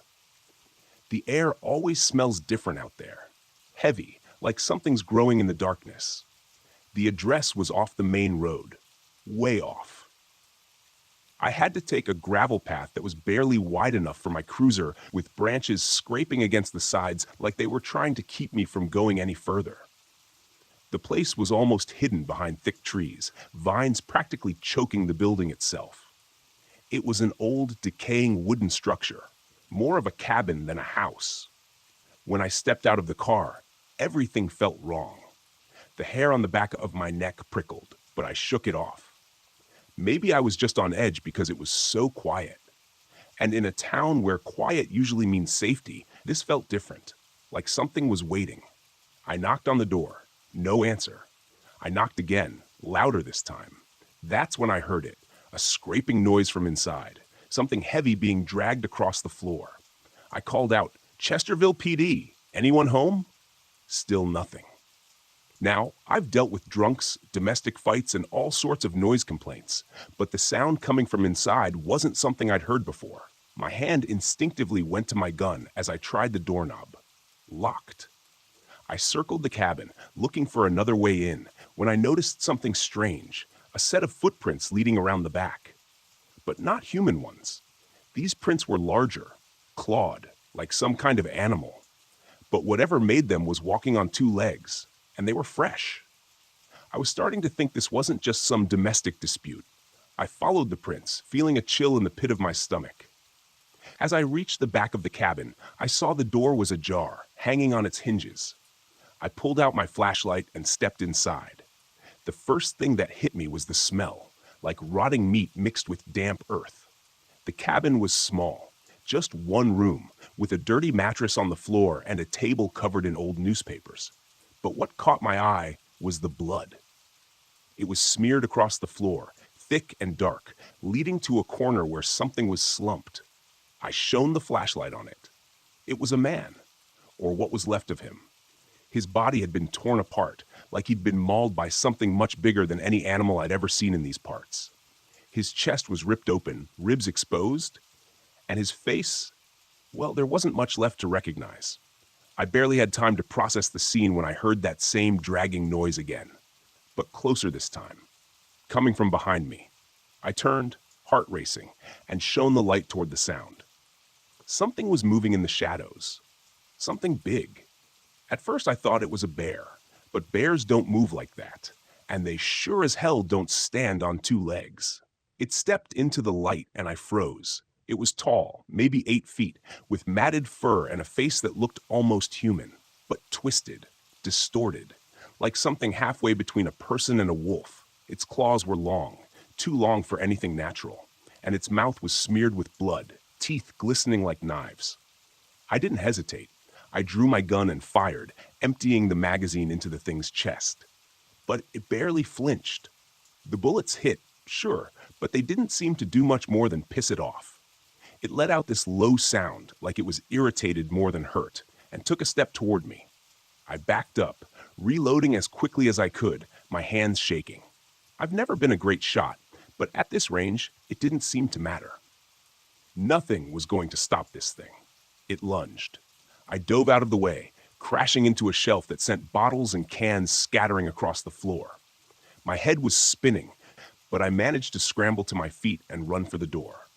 I don't know how, but I made it back to the car, slamming the door shut just as it slammed into the side of the cruiser, rocking it on its wheels. I threw the car into reverse, tires spinning in the mud as I gunned it back down the gravel path. The thing didn't follow me. It just stood there in the rearview mirror, watching. As I sped away, its shape slowly faded into the darkness of the swamp. When I finally reached the main road, I stopped, hands gripping the steering wheel so tight my knuckles turned white. I had to call it in. But what the hell was I going to say? That some kind of monster tore a man apart and nearly killed me? I thought about it for a long moment, staring at the radio, before deciding to do something I never thought I'd do. I lied. When I called it in, I said I found the man already dead. Looked like some kind of animal attack. Maybe a bear, maybe a wild dog. Hell, maybe both. I didn't mention the thing I saw. I couldn't. No one would believe me. I barely believed it myself. But here's the thing. I wasn't the only one out there that night. I found out later that 2 fishermen had been on the lake, close enough to the cabin to hear the gunshots. They saw something too. Something large, moving through the trees. They didn't get a good look at it, but they said it wasn't a bear. Wasn't anything they'd ever seen before. And they swore it walked on 2 legs. The next morning, I went back out there with the sheriff and a couple of deputies. We found the body, or what was left of it, but there was no sign of the creature. Just those same strange tracks leading off into the swamp. The sheriff wrote it up as an animal attack, but I could see it in his eyes. He knew something didn't add up. I've thought about that night a lot since then, about how close I came to ending up like that poor bastard in the cabin, and about what's still out there, lurking in the swamp. Some nights, when it's real quiet, I wonder if it's still watching. But I've learned not to go looking for answers. Sometimes, in a place like this, it's better to let the mysteries stay buried.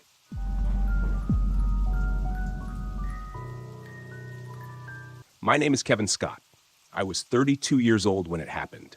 I'd been living out of my RV for the past 8 months, traveling across the country, writing about forgotten places and hidden gems. It was supposed to be an escape from my ex-wife, from my old life, from the custody battle I knew I was never going to win. This happened in Little Talbot Island, Florida.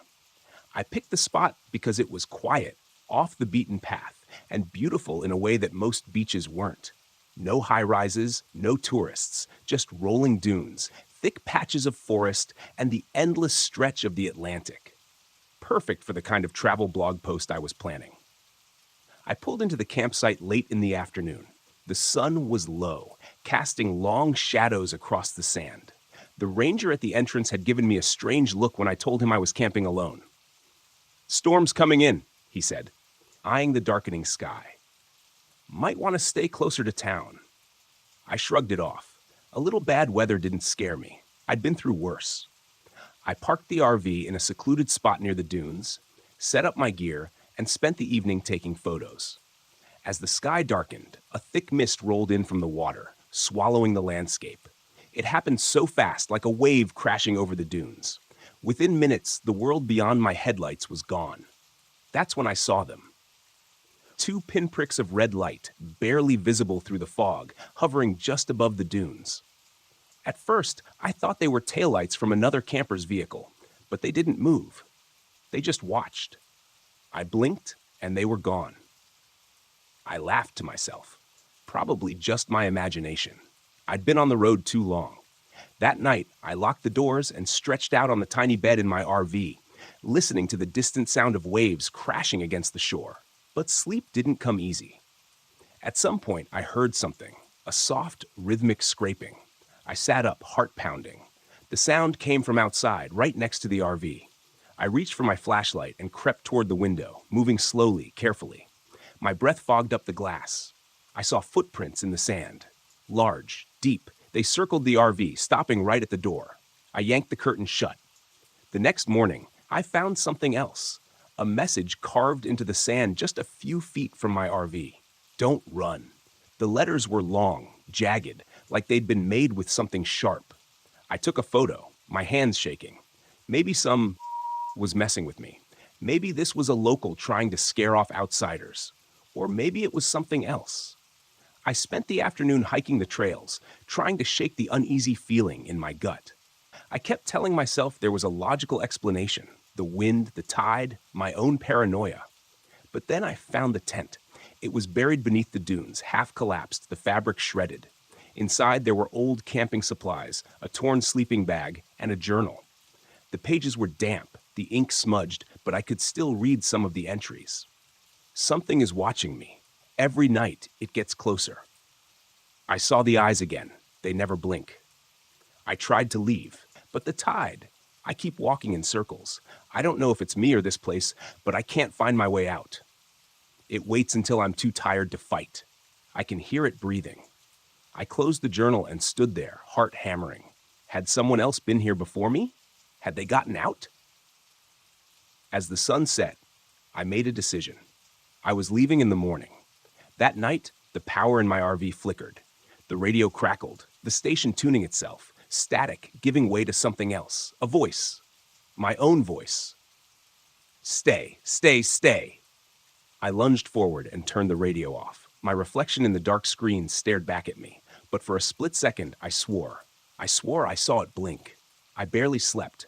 Every time I closed my eyes, I felt it, something just outside watching. At some point, I heard scratching. Not at the door, on the roof. Something was up there. I held my breath, gripping my pocket knife, listening as the slow, deliberate movement shifted above me, claws against metal. Then silence. Then a voice. My own voice, whispering from just beyond the RV. Mike, I didn't move. Mike, let me in. I pressed a hand over my mouth. It sounded exactly like me, like I was standing right outside. A shadow passed across the window. I didn't sleep after that. By sunrise, I was ready to go. I threw my things into the RV, turned the key. Nothing. The engine was dead. I sat there, breathing hard, trying to stay calm. I had jumper cables. I could fix this. I could get out. Then I heard footsteps, slow, dragging. I turned my head and saw them. The red eyes. Not just one pair. 3, 4, 5. They hovered above the dunes, blinking in and out of existence, moving closer. I grabbed my flare gun and bolted out the door. I ran, not toward the road, toward the beach. The tide was high, the waves crashing against the shore. If I could just make it to the water, maybe they wouldn't follow. Behind me, the footsteps grew faster. I turned, raised the flare gun, and fired.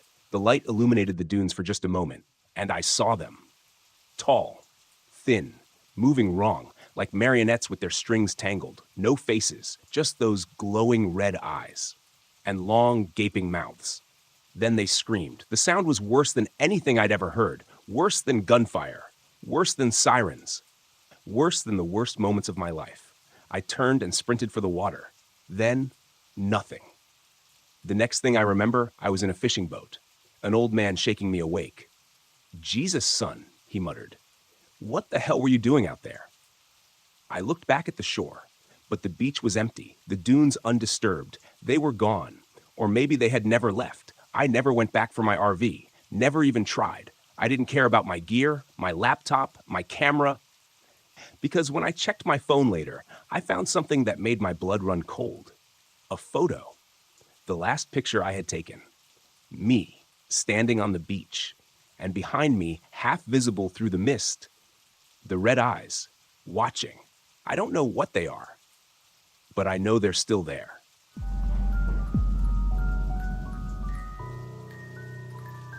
My name is Bobby Stevens, and this happened to me back in 2000 in Juneau, Alaska, when I thought I'd figured out the best way to escape the chaos of city life. Buy a cabin off the grid, live like Thoreau, and grow an impressive beard.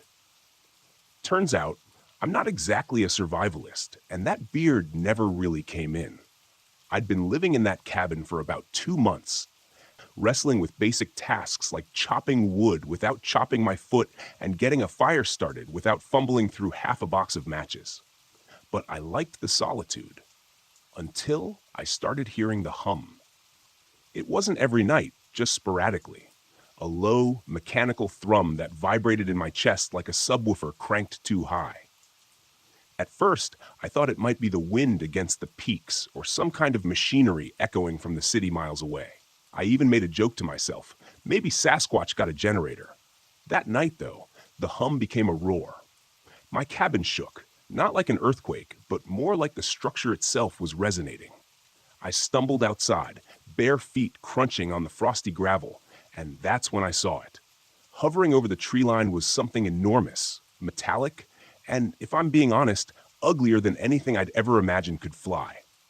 It wasn't sleek or aerodynamic, just a mass of haphazardly connected shapes, glowing with what looked like molten gold veins running through their hulls. It didn't zip or glide. It hovered, pulsating, as if deciding what to do next. And then it chose. A beam of light blasted down, not the kind that sweeps around like in old sci-fi movies, but sharp, focused, and immediate. Before I could duck or even think, I was in it, lifted clean off the ground like a rag doll. My first thought wasn't alien abduction. It was, this is the worst way to die, barefoot. The next thing I knew, I was inside. It smelled sterile, but not in a hospital way, more like someone had scrubbed everything with ammonia and forgot to rinse. The walls pulsed faintly, that same molten glow I'd seen outside, tracing patterns that seemed to shift the more I stared. I wasn't alone. There were 2 of them. The closest alien stood about 8'2", shaped like someone had stretched a human silhouette until it was all wrong. Thin as a rake, its limbs too long, with elbows that bent backward like a praying mantis. Its skin was textured like polished onyx, shimmering faintly under the light. The face, or what I assumed was the face, had no features, just smooth blackness. It looked at me, or at least turned toward me, and a voice filled my head, clear as if someone were speaking directly into my brain. Do not be alarmed. You are unharmed. Yeah, I can see that, I blurted. Sarcasm apparently is my default even under threat of dissection. Nothing says unharmed like yanking someone out of their yard without consent. The alien tilted its head, almost like a dog hearing a strange noise, then spoke again. You are a sample. Analysis is required. Sample? Buddy, I'm not an Amazon return. The other alien, slightly shorter but bulkier, with limbs like an insect's exoskeleton, approached, carrying something that looked a lot like a scalpel. If scalpels came in 3 parts and vibrated. It didn't even try for pleasantries. It pressed the blade to my shoulder, and I howled. Not in pain, at least not physical, but in a sound that ripped through my thoughts. They weren't cutting my flesh. They were cutting into my mind. Images flashed, moments I barely remembered. A spelling bee I won in 3rd grade. My first failed attempt to ask someone to prom. The time I accidentally set the toaster on fire trying to melt marshmallows. Each memory felt like it was being yanked out, examined, then tossed aside. Stop it! I screamed, but my voice barely echoed in the chamber. The taller alien responded. Your species' resilience is sufficient. Behavioral anomalies detected. Behavioral anomalies? I shouted. I cried during Homeward Bound. That doesn't make me an anomaly. The shorter alien finally spoke, or at least communicated, but its tone was harsher, angrier, like static interrupting a bad signal. You are defective. Others will replace. I didn't like the sound of replace. Before I could overthink it, I lunged, swiping at the shorter alien with pure, stupid adrenaline. My hand connected with its strange scalpel, sending it flying across the chamber. The taller alien responded instantly, extending its unnervingly long arms to pin me. Except I wasn't having it. I twisted, bringing one knee up into what I prayed was its weak spot. It crumpled slightly but didn't let go. "You will not interfere," it declared, its voice pressing into my skull like a migraine. "Yeah? Watch me," I spat. The chamber shifted suddenly, lurching sideways as if the entire ship had been struck. Alarms blared, a sound more grating than any fire drill I'd ever suffered. The shorter alien hissed something incomprehensible, rushing toward a panel covered in glowing symbols. That's when I spotted them. Cages. Lining the wall behind me were dozens of transparent containers, each filled with human bodies, limp but breathing. Some were kids, others elderly, most somewhere in between. My stomach twisted. These weren't just samples. These were people. "Release them!" I yelled, yanking against the taller alien's grip. It ignored me, focused on whatever crisis the ship was facing. The moment its grip slackened, I bolted toward the cages, searching for any way to open them. My hands fumbled against a panel covered in alien symbols, slapping buttons wildly. I must have hit the right one because the cages hissed open and bodies started sliding out to act like they'd been spit up by the machine. Not all of them woke up. The ones that did stared at me, their eyes wide and unfocused, as if their minds hadn't fully reconnected to their bodies. One man, a middle-aged guy with a scraggly beard, grabbed my arm and muttered, "Where? What?" "No time," I barked. "We're getting out of here." The shorter alien screeched, a sound so high-pitched it felt like my skull might split. It lunged toward us. But this time, I was ready. Grabbing the closest thing I could, a chunk of metallic tubing, I swung it with everything I had. The impact sent the alien staggering backward, black ichor dripping from what I assumed was its arm. "Move," I shouted, shoving the freed captives toward what looked like an exit. The taller alien intercepted us, its limbs extending unnaturally to block the path. The shorter one was recovering, its vibrating blade back in hand. Desperation kicked in. I didn't have a plan. Just raw panic and the kind of reckless courage that comes from having absolutely nothing to lose. I hurled the tubing at the taller alien, then dove toward the control panel where the shorter one had been working. Symbols glowed and flickered, and I jabbed at them, praying I wasn't about to blow us all to smithereens. The ship jolted violently, tilting us sideways. The shorter alien screeched again, its blades skittering across the floor. One of the freed captives, a wiry teenager, grabbed the weapon and drove it into the alien's chest. Black liquid sprayed. The creature collapsed, twitching. "Gross," the kid muttered, tossing the blade aside. The taller alien turned toward the chaos, momentarily distracted. I seized the chance, slamming another button on the panel. A hatch opened behind us, revealing a tunnel of blinding white light. "Run!" I screamed. We dove through, one by one, tumbling onto cold, rocky ground. Behind us, the ship shuddered, emitting a deafening hum, before it shot skyward, vanishing into the night. We weren't alone. Bodies littered the forest clearing, some mangled beyond recognition, others eerily pristine. The survivors stared in stunned silence, the weight of what we had just escaped sinking in. Later, investigators swarmed the area, documenting the carnage. Autopsies revealed surgical scars and strange metallic implants in the deceased. Authorities claimed it was a cult gone wrong, a mass delusion fueled by hysteria. They didn't believe us. But I saw the symbols, the cages, the ichor-stained blade. And I know this. Whatever those things were, they weren't done collecting.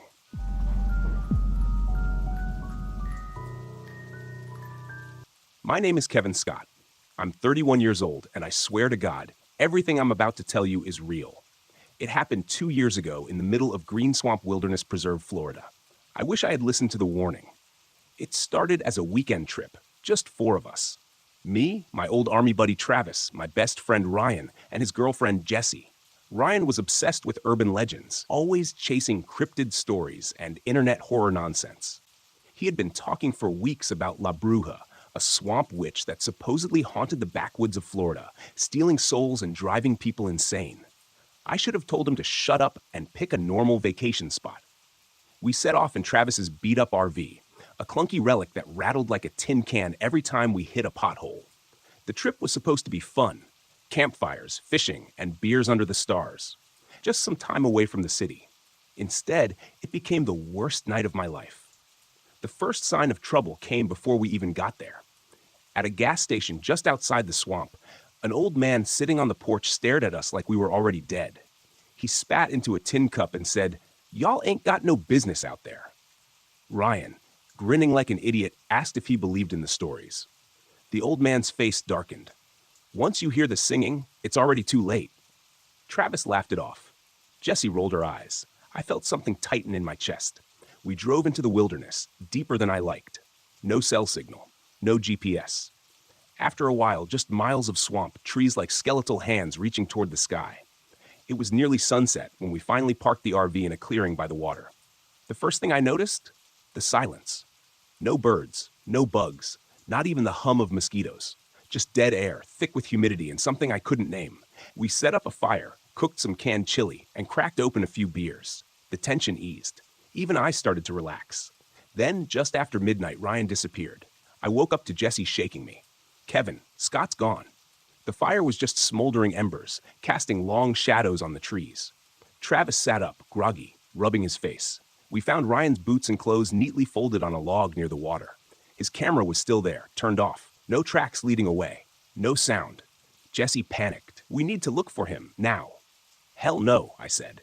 "We wait until morning. We don't go into the swamp at night." But she wasn't listening. She grabbed a flashlight and stormed off. Travis and I had no choice but to follow. The deeper we went, the more wrong everything felt. The trees started to look the same, like we were walking in circles.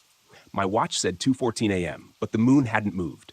Then we heard it, a woman humming, soft, eerie, like an old lullaby. Travis froze. "That ain't Jessie." The light from Jessie's flashlight flickered in the distance. She screamed. We ran toward her, found her standing in a knee-deep pool of water, shaking. I saw him. "Ryan?" She nodded. "He was standing right there. But his eyes were black, pitch black. He smiled at me." I turned my flashlight on the water. Nothing, just ripples. Travis grabbed my arm. "Kevin," I turned. A woman was standing in the trees. She was impossibly tall, skin stretched tight over her bones. Her face was wrong, her mouth too wide, her fingers too long, and her eyes, black pits. Empty. She smiled. The flashlight died. Something yanked Travis into the water. He screamed, thrashing as unseen hands pulled him under. I lunged, grabbed his arm. Jessie screamed beside me. I pulled hard. Something let go. Travis gasped, coughing up swamp water, but his back was covered in deep claw marks, bleeding through his shirt. We ran. Somehow, we made it back to the RV. We barricaded ourselves inside, locked the doors, closed the curtains. Jessie sobbed. Travis groaned in pain. I checked the gashes on his back. They weren't just wounds. They were symbols. Then Ryan knocked on the door. Jessie moved to unlock it, but I grabbed her wrist. "Look at his eyes," I whispered. Through the window, I saw him standing in the moonlight, smiling. Too wide, his black eyes gleaming. "Let me in, guys," he said. His voice layered. His and something else. Jessie broke. "It's him. We have to let him in." Travis, still weak, just muttered, Don't. I grabbed my knife. Ryan kept knocking, louder, then pounding. I stepped forward, gripping the handle, my heart slamming in my chest. Then Ryan stopped. Silence. I peeked out the window. Gone. We didn't sleep. Every few minutes, I swore I heard whispering outside, soft laughter, scratching on the walls. Around dawn, Jessie had had enough. She grabbed a backpack. "I'm going for help." I grabbed her arm. "No, you're not." She shook me off. "I can't stay in here, Kevin. I can't." She ran outside before I could stop her. She screamed. I bolted after her. Nothing. Just her flashlight on the ground. She was gone. Vanished. Travis and I sat there in stunned silence. I wanted to cry, to scream, but I couldn't. Then Ryan came back. He walked right out of the trees, smiling, naked except for his jeans. His eyes, normal again. His voice, his own. "What's wrong?" he asked. "You guys look like you've seen a ghost."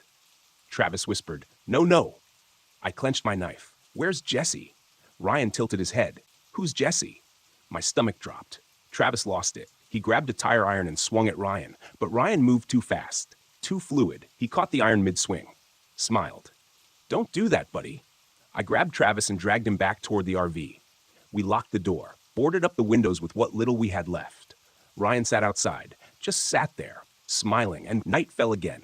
Travis stopped responding. He was burning up, feverish, and then the humming started again.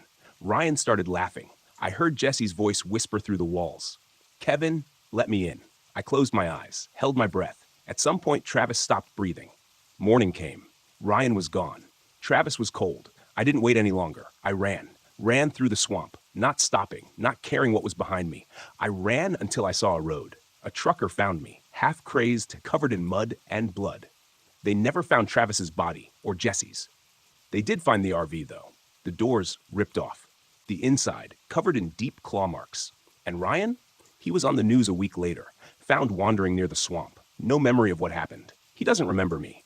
But sometimes I wake up at night and I hear the humming.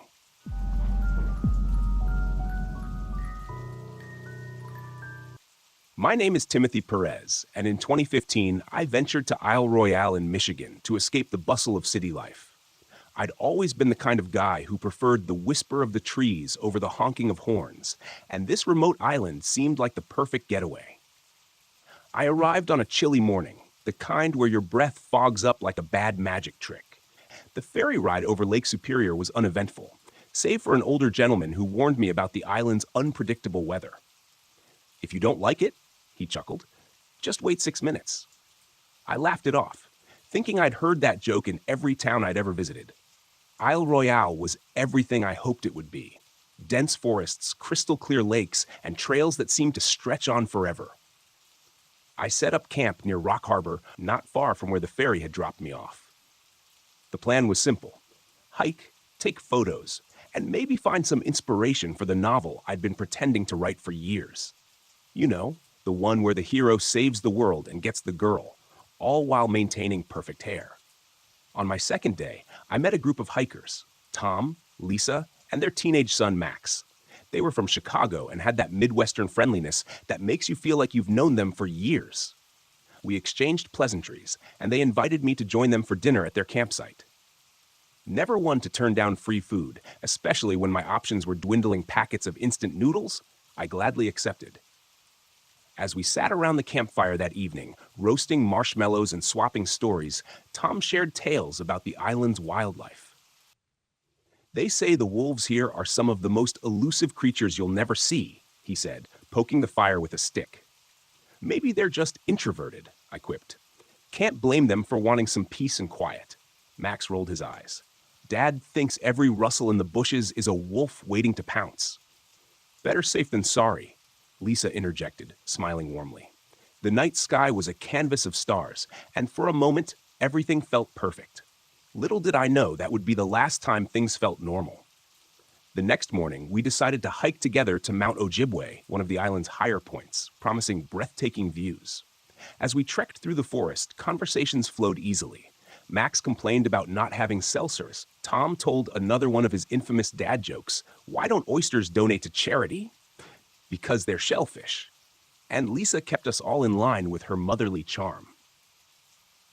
About halfway up, we stumbled upon an old, abandoned ranger station. It looked like it hadn't seen maintenance since flip phones were cutting-edge technology. Curious, we decided to take a look inside. The door creaked ominously. Classic horror movie stuff, I know. The interior was sparse. A broken chair, a desk with outdated maps, and a musty smell that could have been bottled and sold as ode to neglect. Max found a faded journal tucked in a drawer. Flipping through it, his face paled. "Listen to this," he said. "June 5th, 1998, sightings of an unknown animal have increased. Rangers advised to travel in pairs. 2 hikers reported missing." "Probably just old campfire stories," I suggested, trying to lighten the mood. "Or maybe the previous ranger had an overactive imagination." Tom shrugged. "Still, maybe we should stick together. Safety in numbers, right?" We continued our hike, but the atmosphere had shifted. The forest seemed quieter, as if holding its breath. Even the birds had ceased their chatter. I joked that they must be on a union-mandated break, but no one laughed. Reaching the summit, the view was as spectacular as promised. Lake Superior stretched out endlessly, its waters glistening under the midday sun. We ate lunch in relative silence, the earlier unease still lingering. On our way back, we noticed something odd. The forest floor, which had been carpeted with leaves and twigs, now showed signs of disturbance. Deep gashes marred the trees, and patches of ground looked as though they'd been clawed by something large. Probably a bear, Tom speculated, though his voice lacked conviction. Do bears even live on this island? Lisa asked, her eyes wide. Mostly wolves and moose, I replied, but I've never heard of moose doing this. Max snapped a few pictures. Maybe we'll go viral, he said, attempting a grin. Teen documents mysterious forest creature. Click here to find out what happens next. Let's keep moving, Tom suggested, picking up the pace. As we neared the split where we'd go our separate ways, me back to Rock Harbor, them to their campsite, Tom placed a hand on my shoulder. You sure you don't want to join us for dinner again? I smiled. Thanks, but I think I'll turn in early tonight. Besides, I can't mooch off you guys forever. Lisa handed me a walkie-talkie. Just in case. Channel 6. We'd feel better knowing we can reach you. I accepted it gratefully. Thanks. I'll be fine. What's the worst that could happen? We parted ways, and I headed back to my tent. The sun was setting, casting long shadows that danced eerily among the trees. I told myself I was being ridiculous. After all, I came here to escape stress, not invent new reasons for it. Settling into my tent, I decided to review the photos I had taken. Scrolling through the images, one caught my eye. It was from the summit, a panoramic shot. But there, among the trees, was a dark shape that hadn't been there before. Zooming in didn't help. It only made the image grainier. Probably just a trick of the light, I muttered. As night fell, the forest came alive with sounds, the rustling of leaves, the distant hoot of an owl, the occasional snap of a twig. Nothing out of the ordinary. I crawled into my sleeping bag, grateful for its warmth. Sometime later, I awoke to a faint crackling sound. At first, I thought it was rain, but the sky had been clear. Then I smelled it. Smoke. Unzipping my tent, I peeked outside to see a small fire burning near the tree line. That's not supposed to be there, I thought. Grabbing my flashlight, I cautiously approached. As I got closer, I realized it wasn't just a random blaze. It was a campfire. Around it lay scattered belongings. A backpack, a hat, a hiking boot. No signs of people, though. Hello? I called out. Anyone there? Silence. I noticed the backpack had a name tag, Kevin Moore. Rifling through it seemed invasive, but I was concerned someone might be hurt. Inside, I found the usual, water bottle, trail mix, a map, but also a journal. Flipping it open, the last entry read, "Something is following me. I can hear it at night. If anyone finds this." A chill ran down my spine.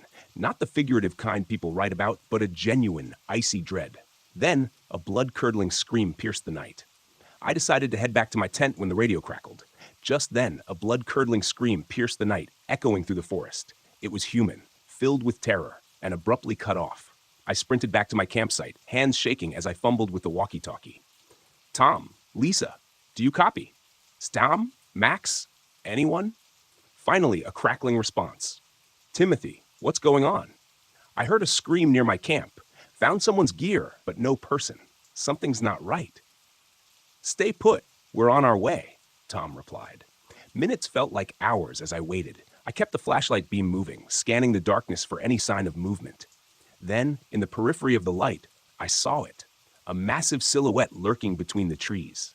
It moved with a fluidity that was unnerving for something its size. I pointed the flashlight directly at it. The creature resembled a wolf, but stood upright like a human. Its fur was a mottled mix of grays and blacks.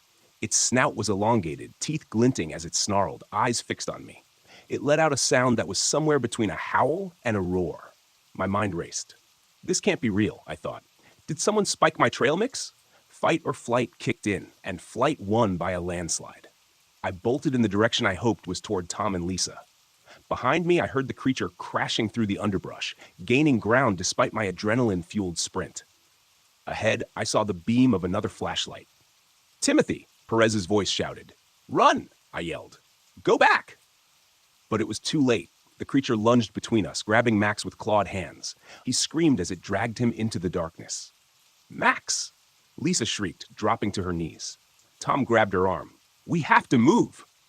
I stood there, paralyzed by shock. Tom shook me. Timothy, we need to get to safety now! We stumbled through the forest, the creature's guttural sounds echoing behind us. Reaching a rocky outcrop, we wedged ourselves into a narrow crevice. The creature couldn't fit but clawed at the entrance, its razor-like nails scraping against the stone. Lisa was sobbing uncontrollably. Tom held her, his face a mask of despair. "We have to do something," I whispered. "And what do you suggest?" Tom snapped. "Offered a s'more?" Despite the dire situation, a hysterical laugh bubbled up. "I always knew camping was a bad idea," I muttered. "Next time, I'm sticking to Netflix and chill." "Assuming there is a next time," Tom retorted. Hours seemed to pass as we huddled together. The creature eventually retreated, but we could hear it pacing nearby, waiting. "We can't stay here forever," Lisa whispered. "At dawn, we'll make a run for the ranger station," Tom decided. "Assuming that place is still standing," I added. Morning light filtered in, and the forest took on an almost serene appearance, betraying the horrors of the night. We cautiously emerged, every snap of a twig making us jump. The trek to the ranger station was tense but uneventful. When we arrived, the place looked as abandoned as before, but it was our only hope. Inside, we found an old radio. Tom fiddled with it. Come on, he urged. Static." Then a voice. "This is Ranger Dispatch. Identify yourself." "Help, we're at the old ranger station on Isle Royale. Something attacked us. Our friend is missing," Tom blurted out. "Stay where you are. We're dispatching a team," the voice replied. Hours passed, each minute stretching longer than the last. Suddenly, the door burst open. Not rescuers, the creature. It had tracked us.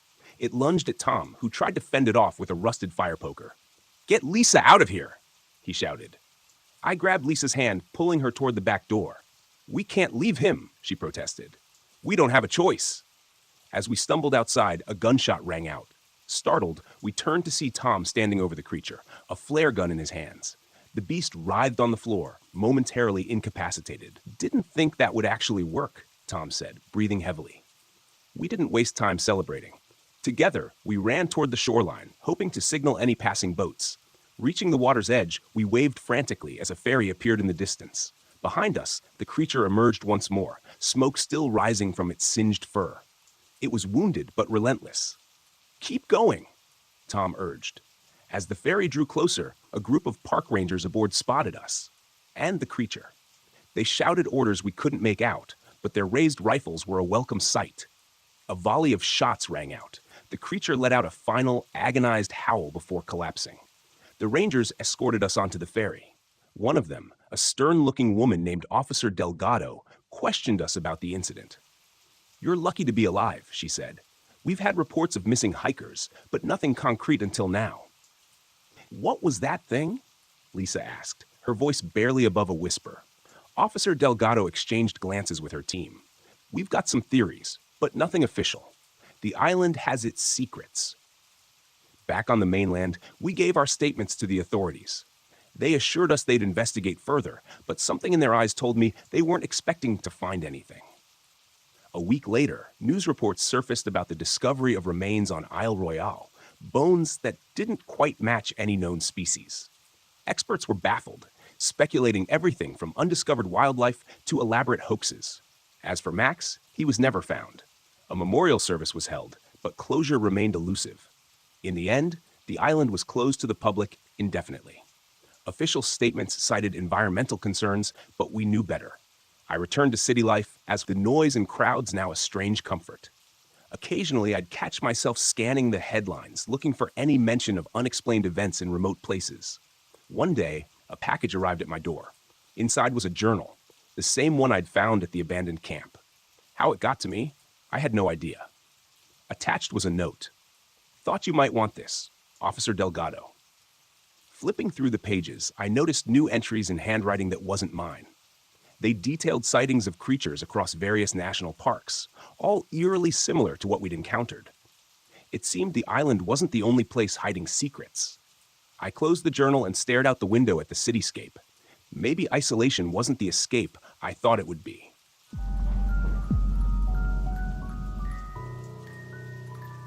My name is Austin Gibson. I'm 42 years old, and I swear on everything I have left that what happened in Apalachicola National Forest was real. I don't drink anymore. I can't, because every time I do, I see that thing's face grinning back at me in the dark. I drove my old RV into the forest a few years ago, thinking I needed some time alone after the divorce. I wasn't sleeping much. My hands shook if I wasn't holding a beer. My ex-wife Lisa said I needed help, but what I needed was space. Silence. So I packed up took a few cases of whiskey, and drove out to the deepest part of Apalachicola, where no one would bother me. The road was bad, worse than I expected. The deeper I went, the more the trees closed in, thick moss hanging from the branches like dead fingers. I didn't see another car for miles. That's how I wanted it. Just me, the swamp, and enough liquor to make me forget why I was out there in the first place. I found a clearing near the water and parked. No cell service, no radio reception, just the sound of frogs and the occasional rustling in the brush. The air was thick, humid as hell, and the sun was already sinking. The first thing that went wrong was the RV's battery. I killed the engine, went outside to take a leak, and when I came back, the lights wouldn't turn on. No power, no reason for it either. The damn thing had been fine all the way there. I figured I'd deal with it in the morning. That night, I sat by the fire, drinking, trying not to think about Lisa or the divorce, or the fact that I had nowhere to go when I got back. Then the knocking started. Soft, like fingertips against the metal. I turned my head slowly toward the RV. Nothing. Probably a branch, I told myself. Or an animal. I went inside, locking the door behind me. I lay down on the small cot, listening. Knock, knock, knock. I sat up, my breath caught in my throat. It was coming from the other side now, near the back window. I grabbed my flashlight and yanked open the curtain. Nothing but darkness. I shut the curtain, turned over, and tried to sleep. At some point in the night, the radio turned on. It hadn't worked in years. The damn thing was busted, fried from an old battery issue. But now it crackled with static. And through it, a song started playing. Lisa used to love that song. But the lyrics were wrong. The voice singing was off, slow, stretched, like someone mimicking a record player at half speed. I yanked the power knob. The music stopped. I didn't sleep after that. The next morning, I went outside to check the engine. That's when I saw the footprints. Not mine.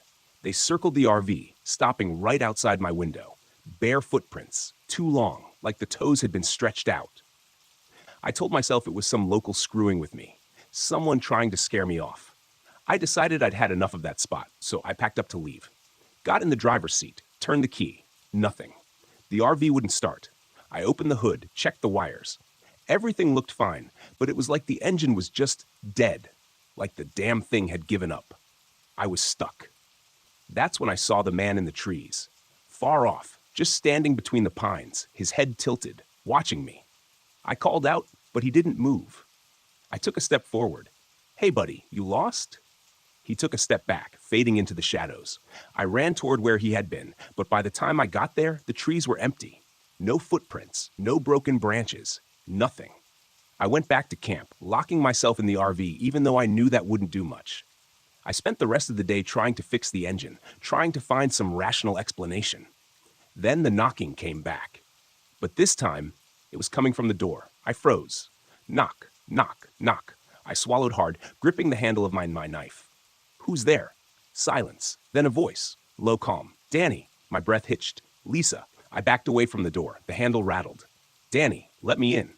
My hands shook. My head felt light. I hadn't spoken to Lisa in weeks. She wasn't here. She couldn't be here. I peeked out the window. She was standing there. Lisa, in the blue dress she wore the night she left me.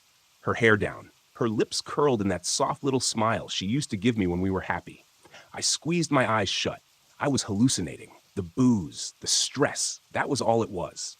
When I opened my eyes, she was closer, right outside the window, smiling, too wide, her lips curled back, revealing too many teeth. I screamed and threw myself back. The knocking stopped. I didn't open the door. I didn't sleep. The next day, I tried to hike out. No matter how far I walked, I always ended up back at the RV. By sunset, I was losing my mind. Then the park ranger showed up. He came walking down the path like nothing was wrong, clipboard in hand. "You lost, sir?" I ran up to him. "Jesus, man, you gotta help me. My RV's dead. Then I saw his badge. Holloway, my last name. I stepped back. "What the hell?" He just smiled. "You're not supposed to be here, Danny." I ran. I ran until my lungs burned, but no matter which way I went, I always ended up back at that damn RV. That night, the radio came on again. This time, it wasn't music. It was a voice, deep, laughing. "You're almost ready to let go." I covered my ears. "Shut up. Shut the hell up." The mirror in the RV cracked, and my own face smiled back at me. "Danny," it whispered.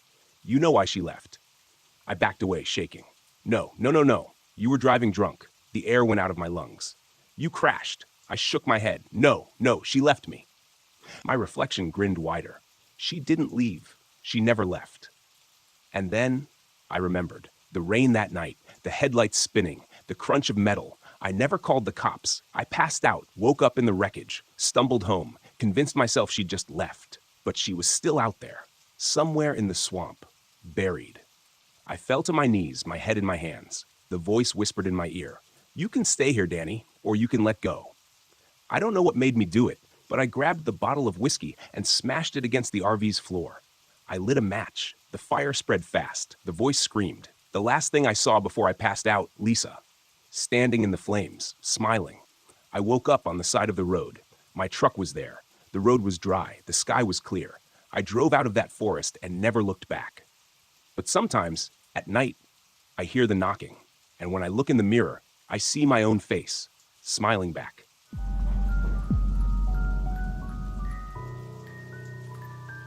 My name is Randy Smith, and back in 2018, I decided to take my RV up to Lake Superior Provincial Park in Ontario for some peace and quiet.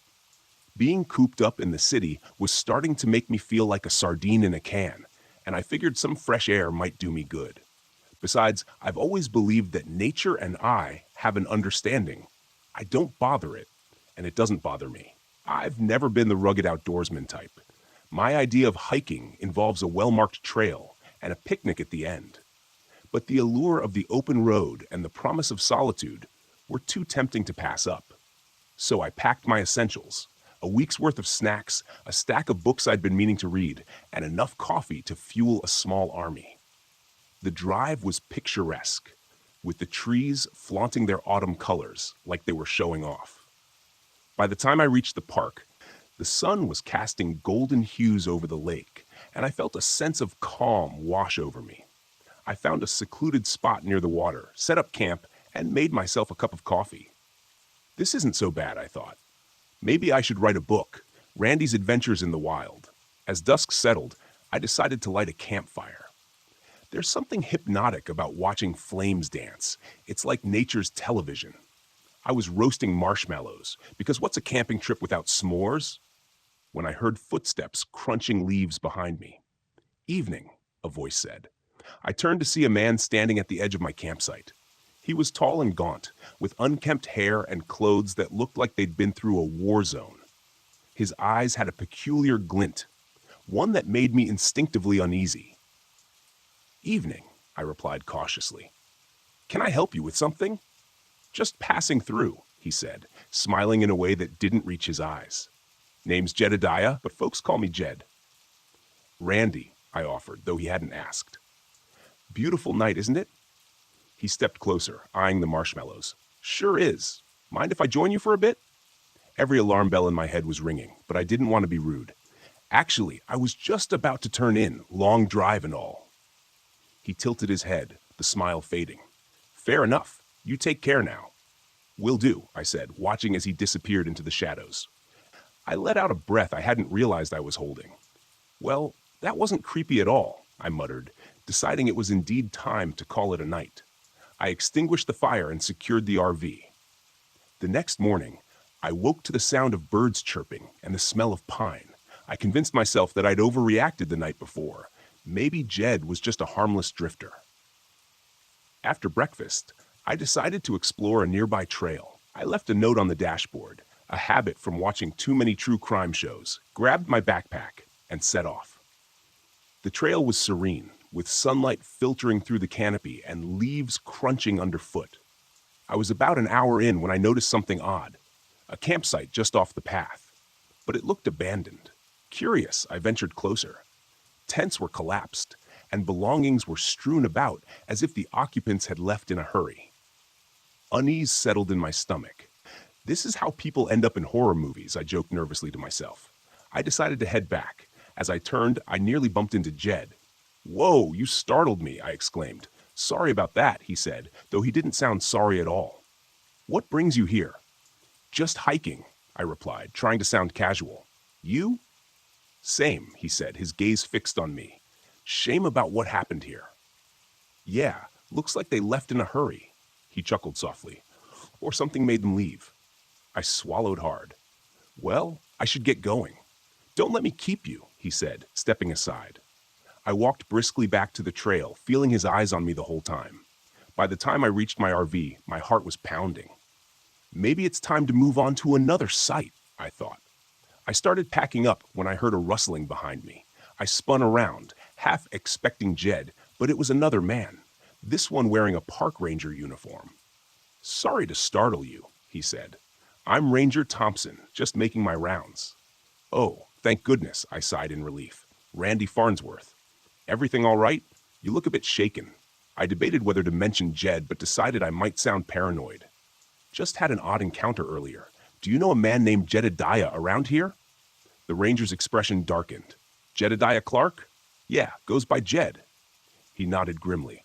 We've had reports about him. I'd advise you to be cautious. He's not well. Not well how? I pressed. Look, it's probably best if you relocate to a more populated area of the park, he suggested. Safety in numbers. Understood, I said, feeling a knot in my stomach. Thanks for the warning.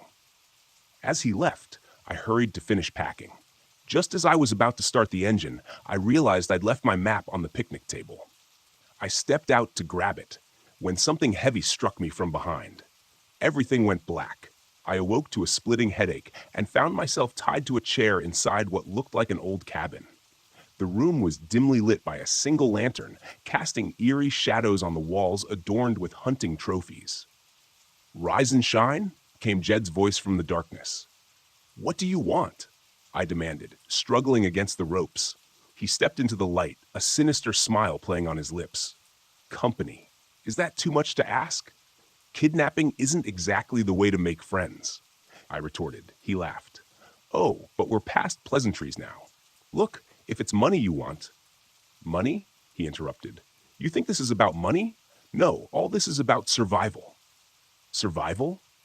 He began pacing. City folks like you come here thinking you own the place, leaving your trash, making noise, disrupting the balance. I'm sorry if I... Too late for apologies, he snapped. You and your kind are a blight. You're not making any sense, I said, trying to keep him talking while I worked at the knots. He pulled out a hunting knife, examining it thoughtfully. Sense?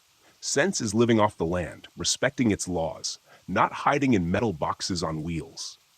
Okay, noted. I'll just be on my way and promise to leave nature untouched, I said. He shook his head slowly. Can't let you do that. Before I could respond, there was a loud bang on the door. Jedediah Clark, this is Ranger Thompson. Open up! Jed's eyes flickered with rage. You just couldn't stay quiet, could you? As he moved toward the door, adrenaline surged through me. I managed to loosen the ropes enough to free one hand. Without thinking, I grabbed a heavy wooden stool and waited. As Jed turned back, I swung with all my might. The stool connected with his shoulder, causing him to drop the knife and stumble. You little, he growled. I didn't wait for him to finish.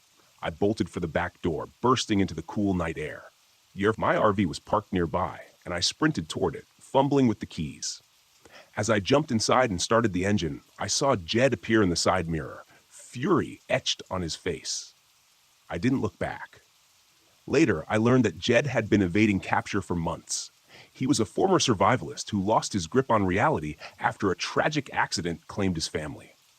As for me, next time someone suggests a nature trip, I'll politely decline. I'm outdoorsy, in that I like having drinks on patios.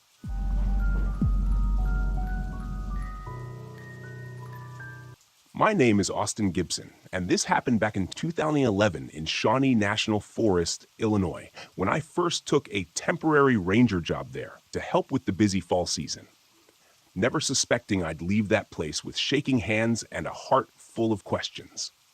I remember stepping into that small ranger station around late September, feeling pretty good because I'd managed to snag a cheap motel room in town that morning.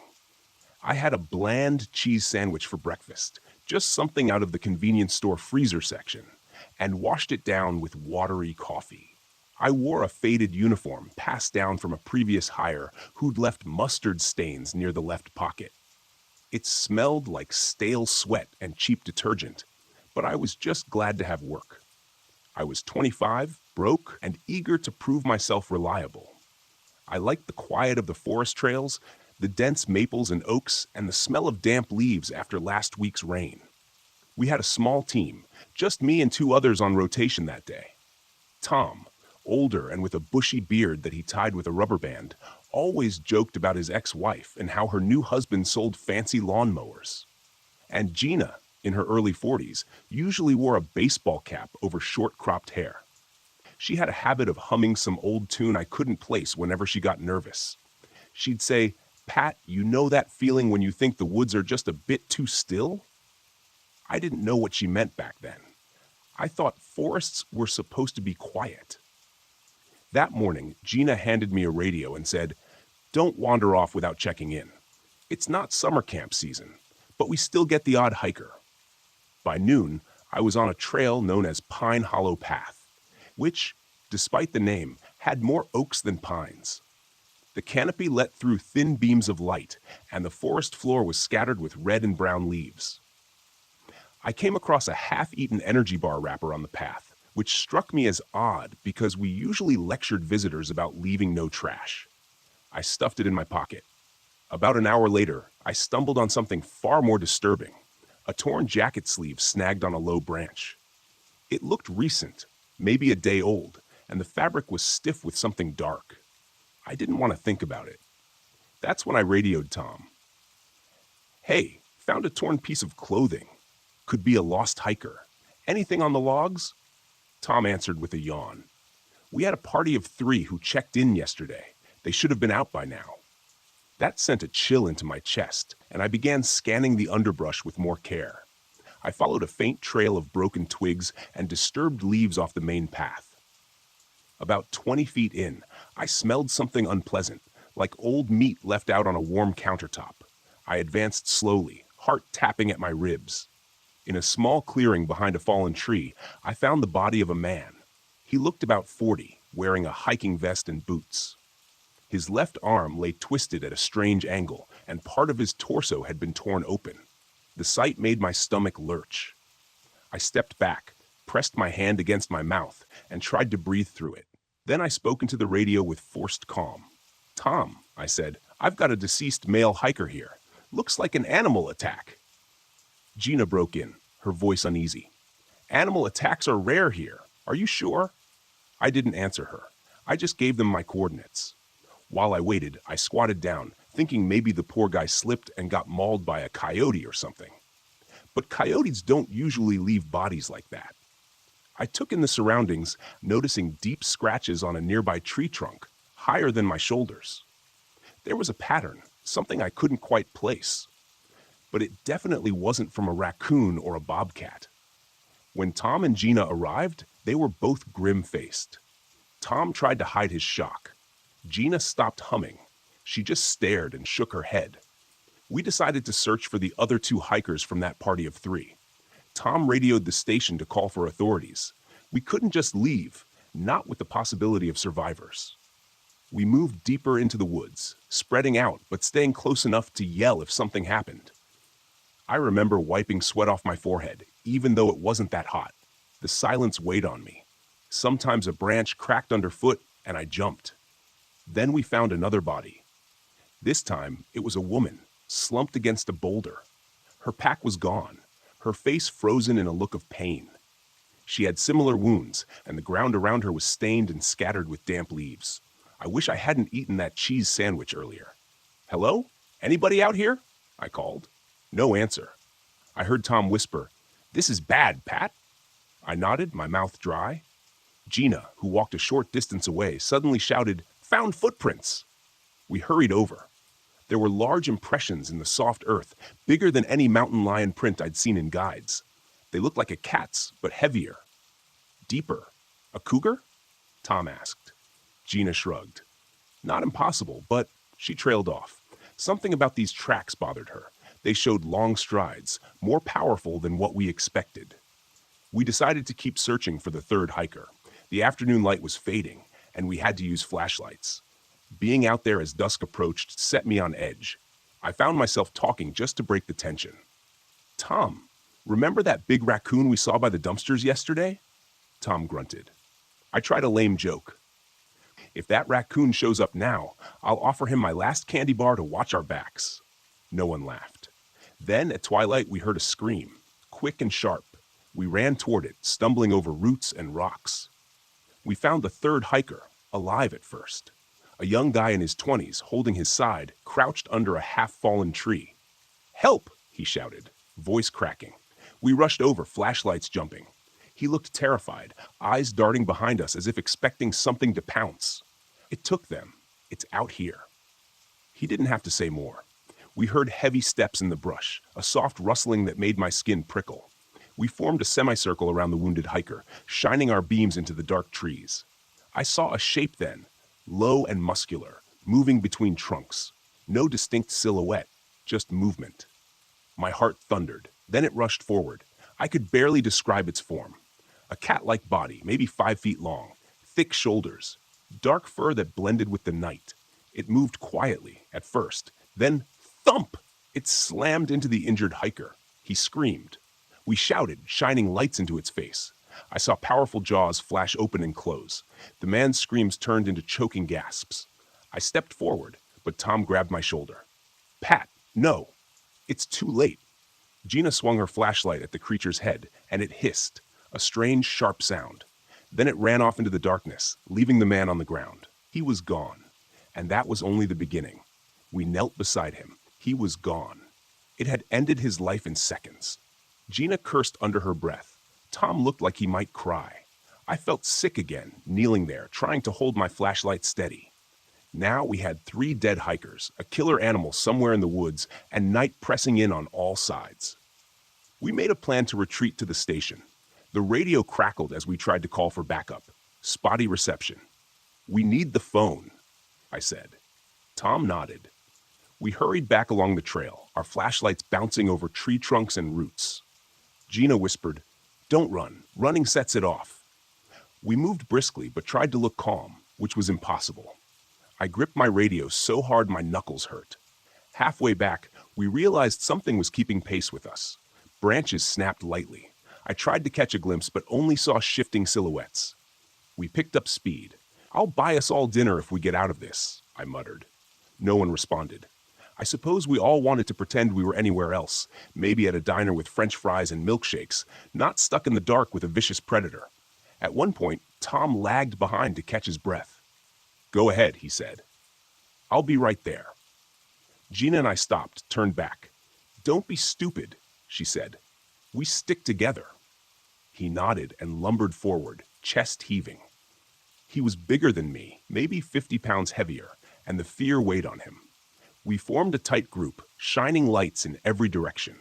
The woods smelled damp and earthy, and every sound set me on edge. We reached a fork in the path.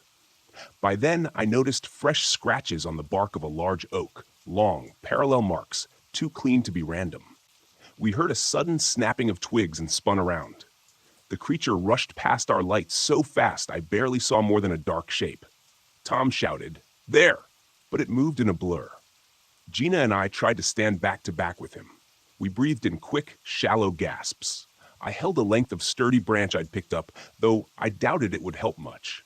A moment passed, maybe less. Then it struck again, hitting Tom this time. I swung the branch wildly, hitting only air. I saw Tom on the ground, coughing, struggling. Gina screamed at me to help him. I knelt and tried to pull him up. His chest and shoulder were torn, and his hands shook as he reached for me. "I'm sorry," he whispered. I tried to stop the bleeding with my jacket, but it was too much. His eyes fluttered. I pleaded, "Come on, Tom. Don't leave me here, man." He said nothing else. Gina stood guard, flashlight shaking in her grip. The forest was too silent again. After a minute, I realized Tom was gone. My eyes stung with tears. I swallowed hard and said, "Gina, we have to run." We ran. I know I said not to run earlier, but we had no choice. Our boots pounded the dirt. The station wasn't far. The creature crashed through the brush behind us, keeping pace. My lungs burned, and my mind spun. I tried to recall if there was a service rifle locked at the station. Maybe. Maybe not. Anything would help. Gina was ahead of me, her flashlight beam shaking. We broke through the last stand of trees and saw the faint light from the station's bulb. I fumbled for the door, keys rattling. Inside, I slammed it shut and pushed a heavy cabinet against it. Gina collapsed into a chair, gasping. "We lost Tom," she said flatly. I nodded, pressing my forehead against the door. "We tried the landline phone, static. We tried the radio, no immediate response. Maybe the call had gone out earlier and help was on the way. Maybe not." While Gina searched for a first aid kit, I peered out a small window. Nothing but darkness and the suggestion of trees. I listened hard, hearing only the hum of the station's small fridge. There was a box of flares on a shelf, and I pulled one out, thinking maybe we could signal someone. I waited, half expecting the animal to burst in. But it didn't. Hours passed. Gina stayed quiet. I remember rummaging through a drawer and finding a half-eaten bag of pretzels. My throat was too tight to swallow. As the first hint of dawn broke, we dared to open the door a crack. The forest looked normal, dew on leaves. Pale light filtering through. No sign of the creature. No strange prints by the door. Nothing. We stepped outside, tense, every sense sharpened. We didn't talk about going back to look for the bodies. We just knew we had to get the proper authorities and show them. We found a ranger truck behind the station, old, but it ran. Gina drove while I clutched the flare gun. My hands trembled with every bump in the dirt road. We made it out. But we carried what we saw inside our minds. When the sheriff's deputies and wildlife officers arrived later that day, they searched in teams, rifles ready. They found the bodies. They found unusual tracks. But I never heard a confident explanation. Maybe a rogue predator wandered in from another region. Maybe something escaped from a private collector's estate. I don't know. Gina and I never got a satisfying answer. They patrolled heavily for weeks. Nothing else turned up. Eventually, people said it must have been a one-time tragedy. I still think about it. I still see that creature's eyes in the beam of my flashlight. Sometimes, I wonder if it slipped away to another stretch of forest, still hungry, still waiting to surprise someone. I can't shake that thought. Even today, when I step outside at dusk, I pause and listen harder than I did before, just in case.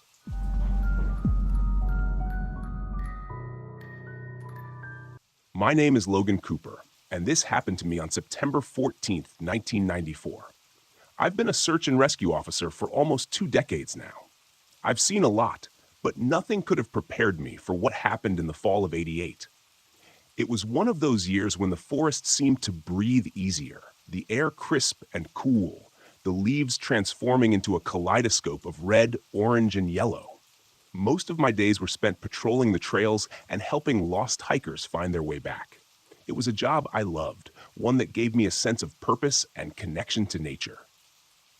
It started as a regular Friday. I was in the ranger station, sipping on a cup of coffee, the kind that's more bitter than soothing, when the call came in. A family reported their teenage son missing. They were camping in the dense woods of the Cascade Range, near a spot we locals called Blackwood Hollow. It wasn't a popular area. In fact, it was pretty remote, which made it all the more concerning. The boy, Kyle Thompson, had been missing for nearly 12 hours. I grabbed my gear, radioed my partner Rick, and we headed out. Rick was a good guy, a bit younger than me, with a sharp mind and quick wit. We joked about how every rescue mission felt like we were stepping into an old western, with us as the cowboys riding into the unknown. We reached Blackwood Hollow by late afternoon. The place had an eerie calm to it, a stillness that seemed to swallow sound. We met Kyle's parents at their campsite. They were frantic, the mother on the verge of tears, the father pacing like a caged animal.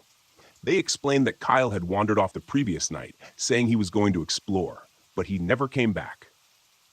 Rick and I started our search, moving in a grid pattern, calling out Kyle's name. We had a good system, years of experience between us. As dusk settled, the forest grew darker, and our flashlights barely cut through the thickening gloom.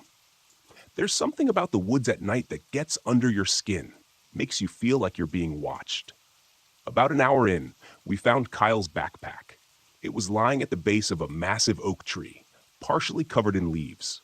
Inside were typical teenage things: a flashlight, some snacks, a notebook, but no sign of Kyle. We pressed on, our shouts becoming more urgent. Then we heard it, a faint, distant cry. It was hard to pinpoint, but it was there. We followed the sound, moving quickly now, the urgency driving us forward. The cries led us deeper into the forest, to a part I wasn't familiar with. The trees were denser, the path narrower. It felt like we were being funneled into a trap. We came upon a clearing, and there, in the middle, was a small, dilapidated cabin. It looked abandoned, windows shattered, roof caved in. The cries were louder now, coming from inside. Rick and I exchanged a look. This wasn't right, but we had to find Kyle. We approached the cabin cautiously, flashlight sweeping the area. I called out, "Kyle, you in there?" No response, just the continued whimpering. We pushed the door open and the smell hit us first. Damp, rotting wood mixed with something metallic. Blood. Inside, the place was a mess. Furniture overturned, debris everywhere. In the corner, we saw him, Kyle, huddled and trembling, eyes wide with fear. But he wasn't alone. Standing over him was a figure, tall and gaunt, with eyes that seemed to glow in the dim light. Before we could react, the figure lunged at Rick, moving faster than anything I'd ever seen. Rick went down, and I barely had time to draw my knife. I slashed at the figure, connecting with something solid. It hissed, a sound that made my skin crawl, and retreated into the shadows. I grabbed Kyle, pulling him to his feet. "Run!" I shouted, and we bolted out of the cabin. Rick was on the ground, clutching his side but alive. We made it to the clearing before I dared to look back. The figure was standing in the doorway, watching us, but it didn't follow. We helped Rick up, and with Kyle between us, we made our way back to the campsite as fast as we could. The whole time, I felt like we were being hunted, the trees closing in around us. But we didn't stop, didn't look back, until we were safely at the ranger station. Kyle's parents were relieved, their gratitude evident, but I couldn't shake the feeling of unease. Rick was taken to the hospital, his wound deep but not life-threatening. I stayed behind, trying to piece together what had happened. The authorities were called, and a search was conducted. But the cabin was never found. Kyle's memory was hazy, filled with fragments of a nightmare he couldn't fully recall. He mentioned being lured by a voice, something that seemed human but wasn't. Weeks passed, and the incident was quietly swept under the rug. Officially, it was chalked up to a bear attack, though anyone who'd seen the wounds knew better. Rick recovered, but he left the job soon after. Said he couldn't shake the feeling that something was still out there, watching. I stayed on, but Blackwood Hollow became a place I avoided. The forest felt different, like it had secrets best left undisturbed. And on quiet nights, when the wind whispers through the trees, I sometimes hear that faint cry, a reminder of the things that lurk in the shadows of our world. Years later, the memory still haunts me. Not just the encounter, but the sense of helplessness. The realization that there are things out there beyond our understanding. Kyle grew up, moved away, tried to forget. But I couldn't. It became a part of me, a shadow that followed wherever I went. One night, I was having a beer with an old friend, Jason. He was another ranger, one who had his own stories of the strange and unexplainable. We were sitting on my porch watching the stars when I finally told him about that night in Blackwood Hollow. He listened, a thoughtful look on his face, then nodded. "I've heard similar stories," he said. "Different places, different faces, but the same kind of presence. Some say it's a spirit. Others think it's something more primal, more ancient." We sat in silence for a while, the weight of his words hanging in the air. It didn't bring me comfort, but it felt good to share the burden, to know I wasn't alone in my experience. Life went on, as it does. I kept doing my job, helping those lost in the wilderness, always with a cautious eye on the tree line. I never went back to Blackwood Hollow, and neither did Rick. It became one of those places with a story attached, a whispered legend among the rangers.